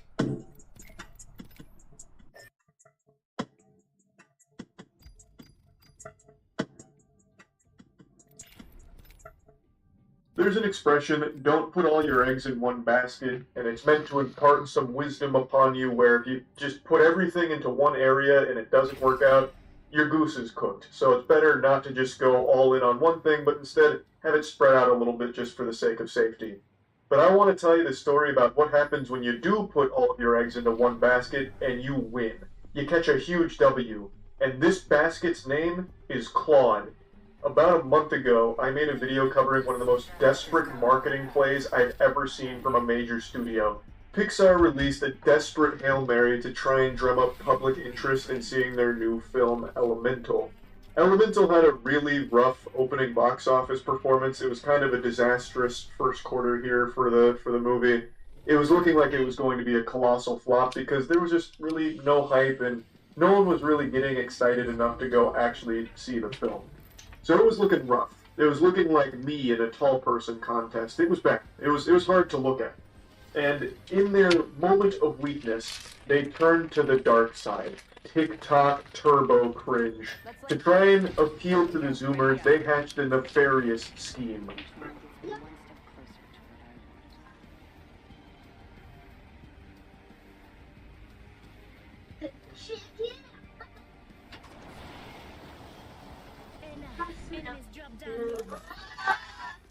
This was an official post Why'd on you their drop me Twitter account here? as well. The caption said Claude's got the Fucking whole don't even theater get 2 rooting seconds for him to or do something anything like that. between games. So Claude Jesus was more Christ. revered and cheered for than Jesus Christ himself if he was resurrected again. Everyone was losing their mind over Claude in a fucking fantasy dimension, not reality. Very clearly, this is all fake, but it's such an interestingly delusional idea because this is a brand new film, brand new character, and this is their first time ever seeing Claude. Claude is a minor character in this movie. Like, no one had ever heard of him before. Why the fuck would the theater be cheering for him like they had just witnessed their home team win the fucking Super Bowl? Now, obviously, most of that cacophony of chaos is composed of stock cheering sound effects, but there is actually some original property in there as well from people that must have been called in to just make a lot of noise. They went to the Elemental intern staff and said, look, if you guys want to keep this job, we're going to need you to pop a fucking blood vessel in your neck cheering for our character Claude for this viral video we're trying to make. Jesus Christ, we need you now. So they just reluctantly kicked their feet and said, oh my god, whatever. And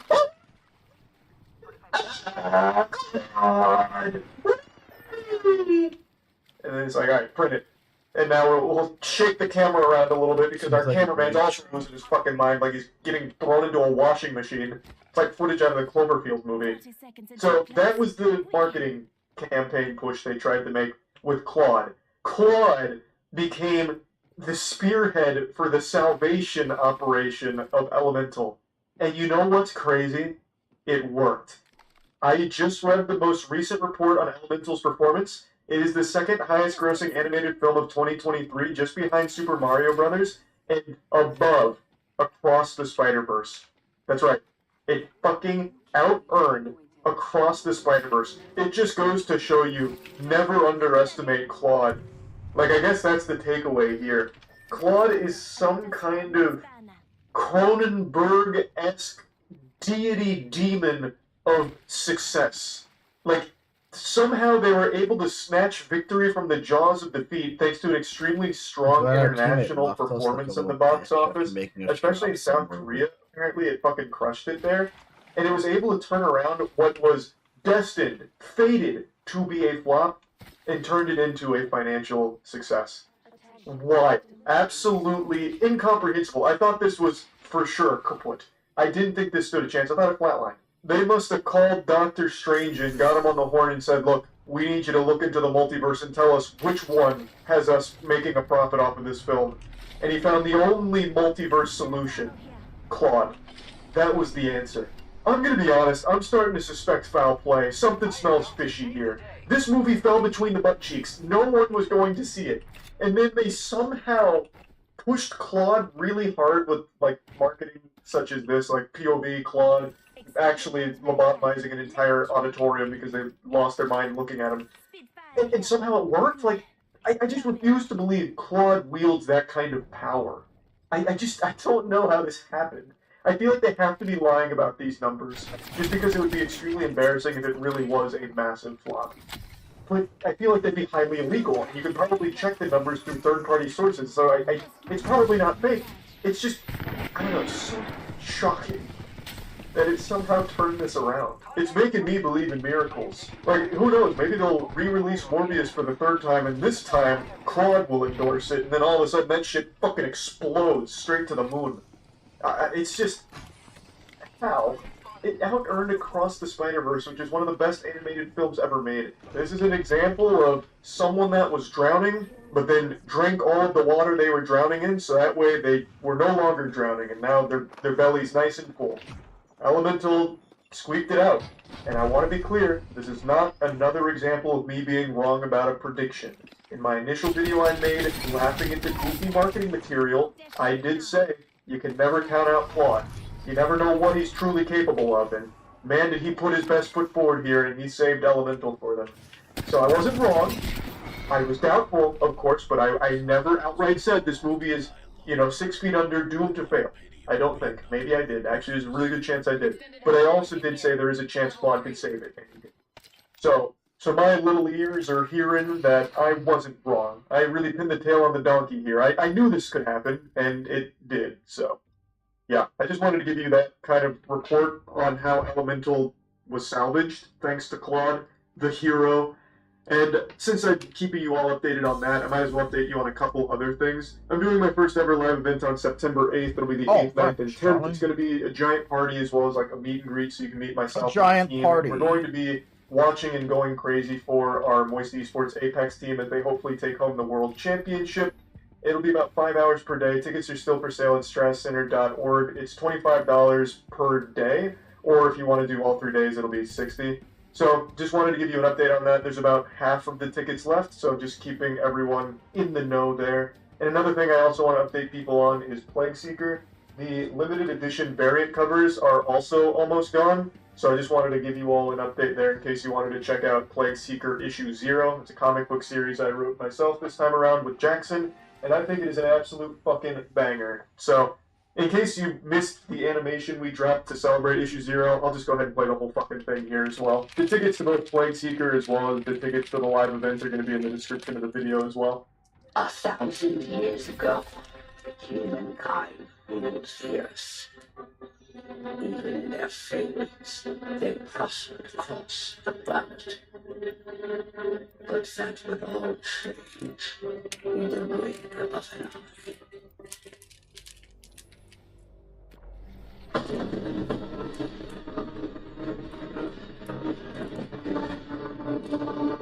We caught it. I'm with you. Those who persevere beyond will never truly survive.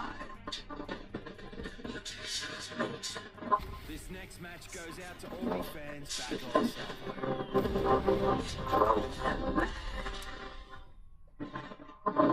Those closest to the commanded were transformed completely.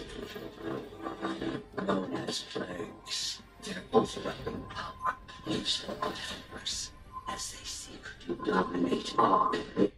So remember the rumors of an Ultra iPhone coming to town? Well, they're kind of back. As yes, it does seem that Apple wants to bring us an Ultra iPhone. Expensive enough. Samsung seems ready to get Google's, or at least one, but not so fast. And we start to get hints that Google is gearing up to set new Pixels in town as well. I'm Jaime Rivera, and what if I told you that today is not Monday, that you're just living in a simulation? I tell that to myself every Monday. This is Pocket Out Daily.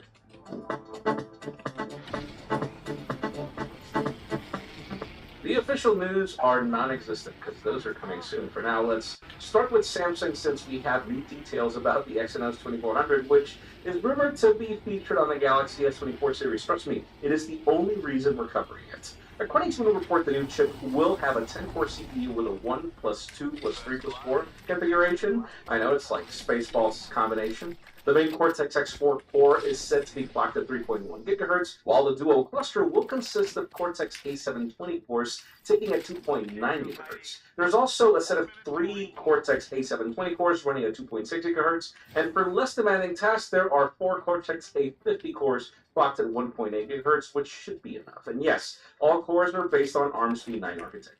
Moving on to the GPU, it will feature an upgraded Xclamp's 940 GPU boasting twice as many graphics compute units as AMD's RDNA 2. This Xclamp's 940 is expected to have 6 WGPs totaling 12 GPU cores. But it's unclear if that will be good enough to compete with the Snapdragon Gen 3 since we still don't know much about it. However, it still sounds a big step forward as Exynos chips have always lagged behind when it comes to graphics power. Finally, it'll support LPDDR5X RAM, UFS 4.0 storage. We'll have a new ISP that will be able to handle 320 megapixel sensors, 8K video recording at 60 frames per second, and it is also expected to feature the new Exynos 5300 modem. Hard to tell any of us should be excited, but there you go. Now let's talk about Google since we have new reports about the Pixel 8 series. Big updates to the apps are usually timed with new Pixel releases, and now it's time for Google's to update the camera.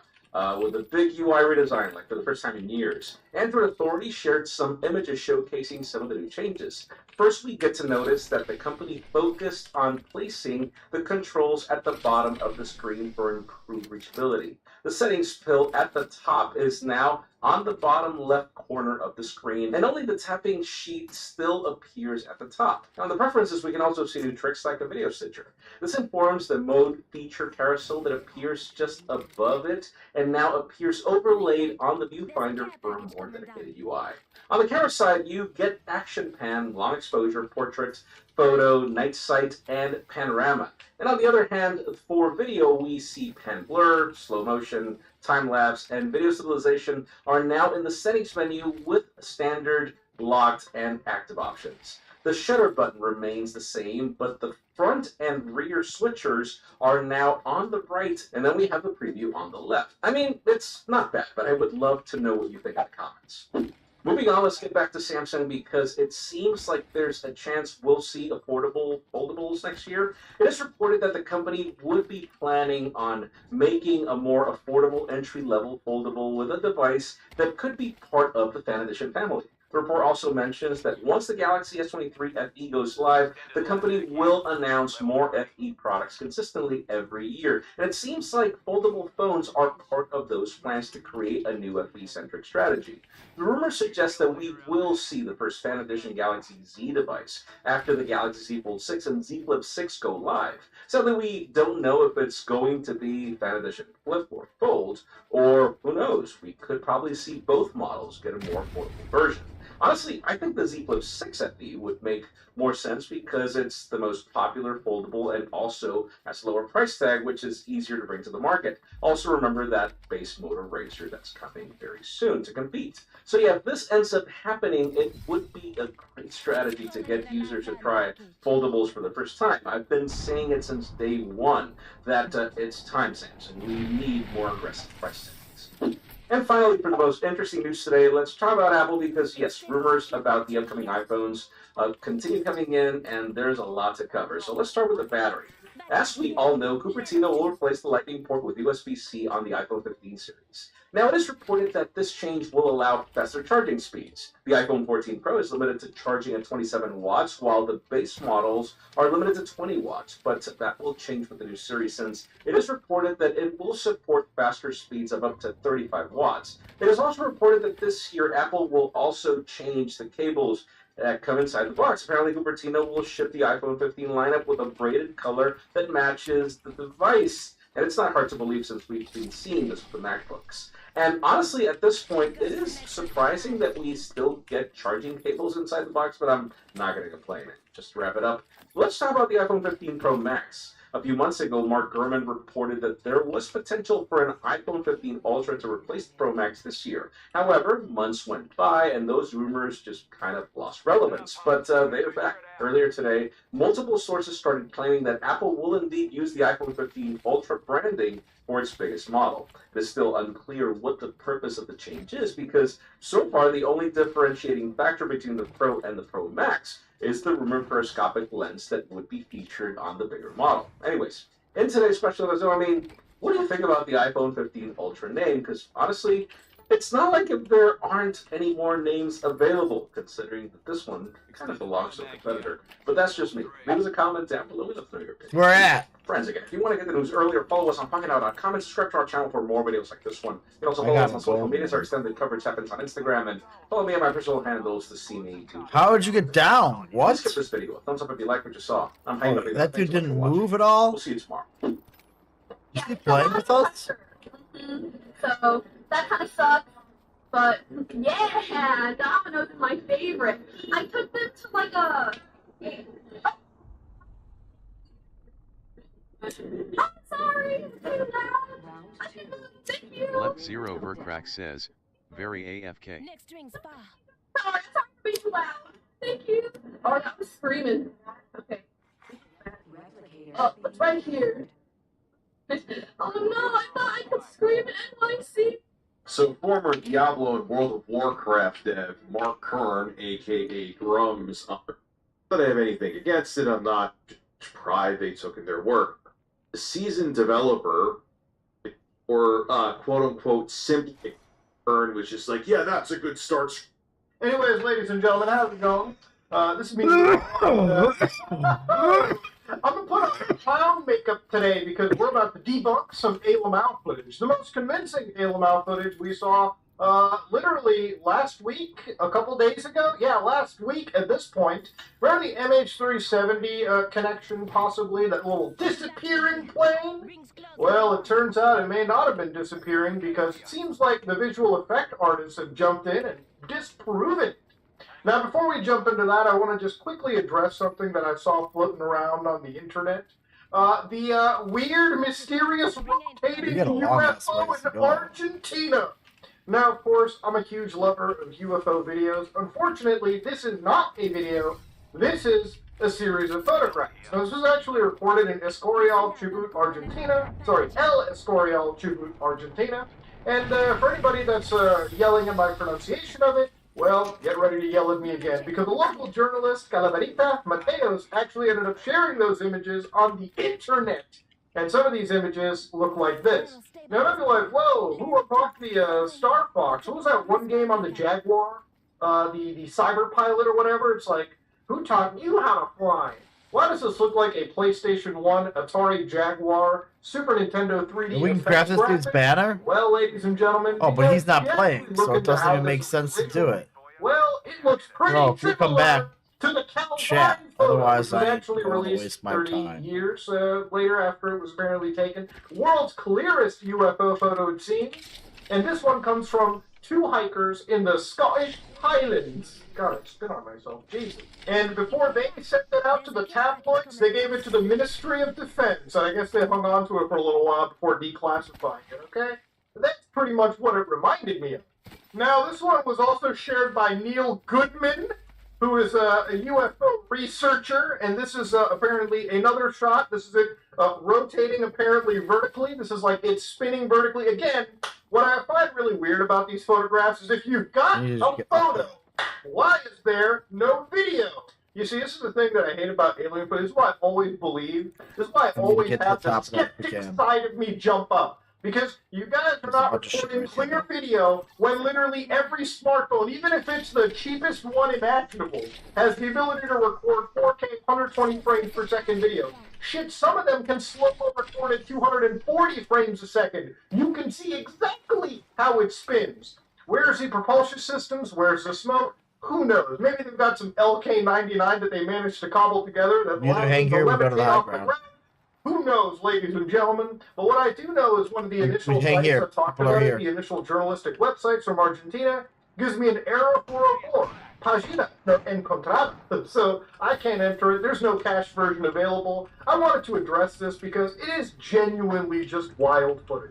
And you can see that it actually shows up unblurred from this situation, too. You can see that even on MSN.com, they were sharing, whoa, look at that, these photos are coming around. The photos were sent to me by a local resident who asked not to be identified, meaning they used something like Midjourney, GPT-7, some AI tool to create this and call it a day. Anyways, I wanted to put that out of the way because that was probably one of the most laughable pieces of evidence that we could laugh at, okay? Yes, that is very fucking fake. That is faker than an average titty in West Hollywood, okay, ladies and gentlemen? Simple as that. Let's go to the real meat and potatoes. Now, last week we looked at this video over here, and this one in specific, the FLIR video of the disappearing airplane. Now, this is a 3-minute and 21-second long video. Obviously, I didn't show you the entire video when it started, but to give you a quick grasp of the situation, it showed a jetliner that people believe to be MH370 disappearing like that. Now, of course, before it disappeared, it had a bunch of these balls around it, these circular balls. You can see that they even have trails, too. So it's wild to actually witness how this situation is going out. It's crazy. And there were people who actually did the research on even those trail balls as well. You can see right here from user Space Jungle Boogie, the orbs and airliner videos. Analysis of multi-axial rotation, speed, size, it's huge, okay? So they calculated the interception speed. They basically, pointed out the exact time codes those orbs took position, 2 axis rotations of the jet, and I guess the corresponding balls. They even went out to use rotoscope analysis to actually see how these balls were moving. And based on the size of those balls, ladies and gentlemen, they then decided to actually gauge how large these balls were. That's a human being, that's a space testicle, that's a little man, and that's an aerial jet that was apparently abducted. Allegedly abducted. Oh, but don't worry, ladies and gentlemen, it gets even wilder. We're talking about physics analysis. We're talking about the most analysis imaginable. There is a lot of look into the situation to try to disprove this video. And at this moment in time, it's not just physicists, it's not just people from the military or pilots or, people that have technical expertise. At this moment in time, visual effects artists started to get into this situation. So this is allegedly a VFX effect that was used when the plane was portaling away. So to show you exactly what I'm talking about over here, towards the tail end of the video, we get a little bit of a zoom in to these balls, but also we get a zoom in to when the plane portaled away. So right here, you can see this is when allegedly the plane was teleported. Now, initially I thought maybe it exploded, maybe something happened, but no, this was literally a teleportation. So we saw one frame, this is the second frame, third frame, and then fourth frame, and then fifth frame, and then the portal is invisible. So 5 frames of an interdimensional portal, allegedly. So now this is where VFX artists started to cross-reference the visual effects of explosions from across the internet, okay? Now to understand, this is a degree of insanity that one should never ever jump into. But this shows you the level of energy some people have to either prove UFO existence or disprove. I can make a ton of videos just talking about the disapprovals, the science it takes to go against, UFO footage. There's a lot of intelligent people on both sides. And this is a situation where it seems like as time passes, those who are often critical and skeptical usually get the story right. Now, 2 days ago, I see slide 7698. Dude, I love these names. The Plains video has visual effects elements used for the portal and is likely a hoax. The effect used is from an old VFX CD-ROM from the 90s, and it can be found on archive.org. Yeah, apparently it's from Pyromania, playing with fire. Visual effects on CD-ROM. I had no actual idea that this was just an entire CD set for people who wanted explosion effects. So again, it's just pages of explosion sprite sheets, some of them being in popular games like Command & Conquer, of course, some of them being, actually they have a list of games Big Explosion just used. They've just got different explosions going around. They've even referenced, it's been in James Bond movies, South Park movies. This is actually just a royalty-free collection, so if you wanted to use this alongside Lucasfilms, Sony Interactive, Fox TV, you can, ladies and gentlemen. So again, they looked at this specific frame, which is why I paused the video right here. So you've got the hole, the rectum of the portal, all right, this is where you go in, apparently. And then you've got this, little weird, nipple on the very edge of it. But if you look at the actual, edge, you can see this is a triangle, this is 2 small triangles, and that's 2 shapes I want you to remember, okay? Keep that in the back of your head. So inside Pyromania Pro 1997, there was apparently an explosion called Shock VW, which I didn't know that this was a royalty-free effect used in Star Wars, RoboCop, Beetlejuice, and Addams Family. This is entirely new information to me. Now, this effect I wanted you to remember in your head, okay? Now, this is a game known as Killing Time 3DO. Now, for, record's sake, this is a video uploaded by Jimmy Q Balls, okay? February 20, 2016, okay? So again, 7 years ago. Now, obviously, some could say, oh, this is a little bit after, the Malaysian, the alleged plane disappearance footage. Now, I want to remind you, these are 2 entirely separate channels covering 2 entirely separate pieces of media, okay? Now, for anybody that doesn't know what Killing Time is, I think Killing Time is an old-school boomer shooter that's like a puzzle-oriented title. On Steam, you can buy it for $11. And of course, you can see that it's got, classic, brilliant 1990s CDS graphics. You've got some Egyptian inspiration, and you've got clowns, okay? So maybe I might actually buy it because of how outlandish it is. Now, at exactly 58 minutes into the full 1 hour long playthrough, I guess it must have been a pretty short game. So towards the end of the section, when this explosion happens, you already have seen the graphic, okay? So again, if one just goes frame by frame into the CGI animation, one will see exactly at this frame, this is the image we're talking about, ladies and gentlemen. So you see that little nip here? In fact, let me put it side by side for you all. Now, side by side, you all can see that we've got this triangle, we've got the 2 smaller triangles right over here, and we've got the nipple, we've got the explosion effect going on, and there might be parts of this effect that have been slightly edited, but this looks incredibly close for comfort. Now, obviously, there has been editing in regards to color transition, making this look as part of flare footage. But this is where it seems that this explosion effect has come from. You can even see that beyond this triangle up towards the top, you can see these 2 little, I guess you could say, hedges, this moon, and it's kind of reflected in, again, resolutions, some blurring, a lot of modifications have been added. But this is ultimately where it seems like the research ends. Yes, leave it to a bunch of VFX artists, leave it to a bunch of really, really terminally online individuals like me to end up finding the patterns, because some people are just really good at seeing patterns. That's all I'm really going to say. Ladies and gentlemen, that's pretty much where the debunking of this video has come into. Now again, there has still been debate in this situation as well too.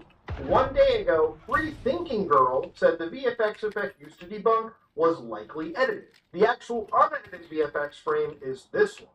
So there is still a bit of delay on this situation, still a bit of debate on whether this visual effect was downloaded and put into Flare footage to help fake a plane teleportation. And this is where I'm going to end the video on, okay? I think at this moment in time, things have been severely debunked. What we have witnessed is probably one of the most convincing and hotly debated pieces of UFO media floating around. Tons of people talked about it. There have been not one, but at least 3 articles deciding to spread, fact-checking on this situation too. None of those sites had fact-checked this hard. So again, like a lot of these situations, what I'm really trying to get at is keep an open mind, but also be open to facts. Be open to new information as well too. A lot of people sat down wanting to believe this shit was real, when in reality it seems like it was just really well done edited footage. And you know what? That was footage from 2014. So just imagine how wild shit is gonna get once we hit the age of proper AI-generated video. Nothing is going to be believable. And your fact-checking powers are going to require more effort than you can imagine. Let's go around them this way. Ladies and gentlemen, one of the pillars of this channel is, trying to debunk scams, trying to debunk, misinformation. This was misinformation, and I think thoroughly we can stamp disapproval on it, and hopefully keep an open mind towards something that may be real down the road. Let's get out of here, bro. Let's nip this one in the ass, okay? And if you're still thinking about the we're just gonna go around this. It's not real, Lois. It's not. Anyways, don't stay there. I'm moving. I'm out.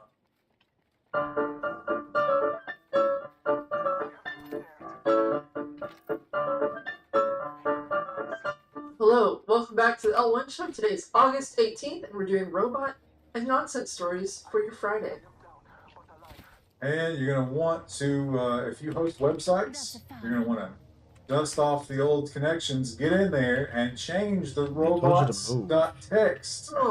And if you believe that will stop them, I have a bridge that is available for purchase for a low, low price. OpenAI launches a web-crawling GPT bot, sparking blocking effort by website owners and creators. Or it's already been crawling for a long time. I mean, it's a nice idea, but realistically, will they honor that? Especially if a lot of websites start blocking them? They say they will. They'll crawl it at archive.org. They also say that you can block the IP address, which there's no way there's one IP address. There's going to have to be a huge block. I don't know if they've announced that or whatever, but you're going to have a hard time keeping this particular spider out of your stuff. And it's going to be looking at all of it. Every time I go through these folders, I just keep finding these little spiders everywhere.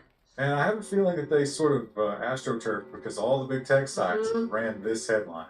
Now you can block OpenAI's web crawlers, the Verge version. I don't know why you guys are freaking out. They wouldn't just steal from you. That's so weird. Web pages crawled with GPT-bot. User agent may potentially be used to improve future models. May. Absolutely. And Zoom, wow, they made their fortune by working from home. And now, amazingly, they've decided they don't like that anymore. Zoom contradicts its own policy about training AI on your data. Wow, that's not what the story was about. I read it. That was the other story. Yeah.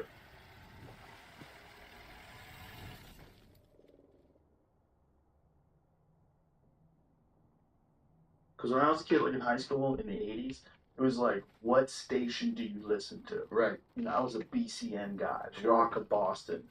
And you got beat up by the KTMTs guys. Well, it was the AAF guys that were a little more hardcore. Those guys are crazy. Yeah. I know those fuckers. They're crazy. And then there's the Kiss FM guys. I love disco. They were into like going out to clubs. When did Kiss FM start? Well, there's been a lot of Kiss FMs, right? Because I'm 106.1 Kiss FM. Where's Dallas? that one? Dallas. I think there's a Kiss FM all over the country. I don't know if they're affiliate. I don't know what that is. Is that like a fucking chain? It's a franchise. I like how to get a franchise. Because there's a whole lot of Kiss FMs. Yeah. Why does that sound so good? It does sound good. It Kiss sounds FM. so good. Kiss FM sounds But they good. had the jingle. Like the jingle, I remember because I used to fall asleep to the radio and then wake up to Kid Craddock. Rest in peace, Kid Craddock. Like such a legend. And like he got me through school. He was just funny and amazing. And like I don't know. It's just I don't know. There's something magical about that. Yeah. But we lost that and even watching like Succession, because I just got into it. Have you seen it? It's so good. Those actors, insane.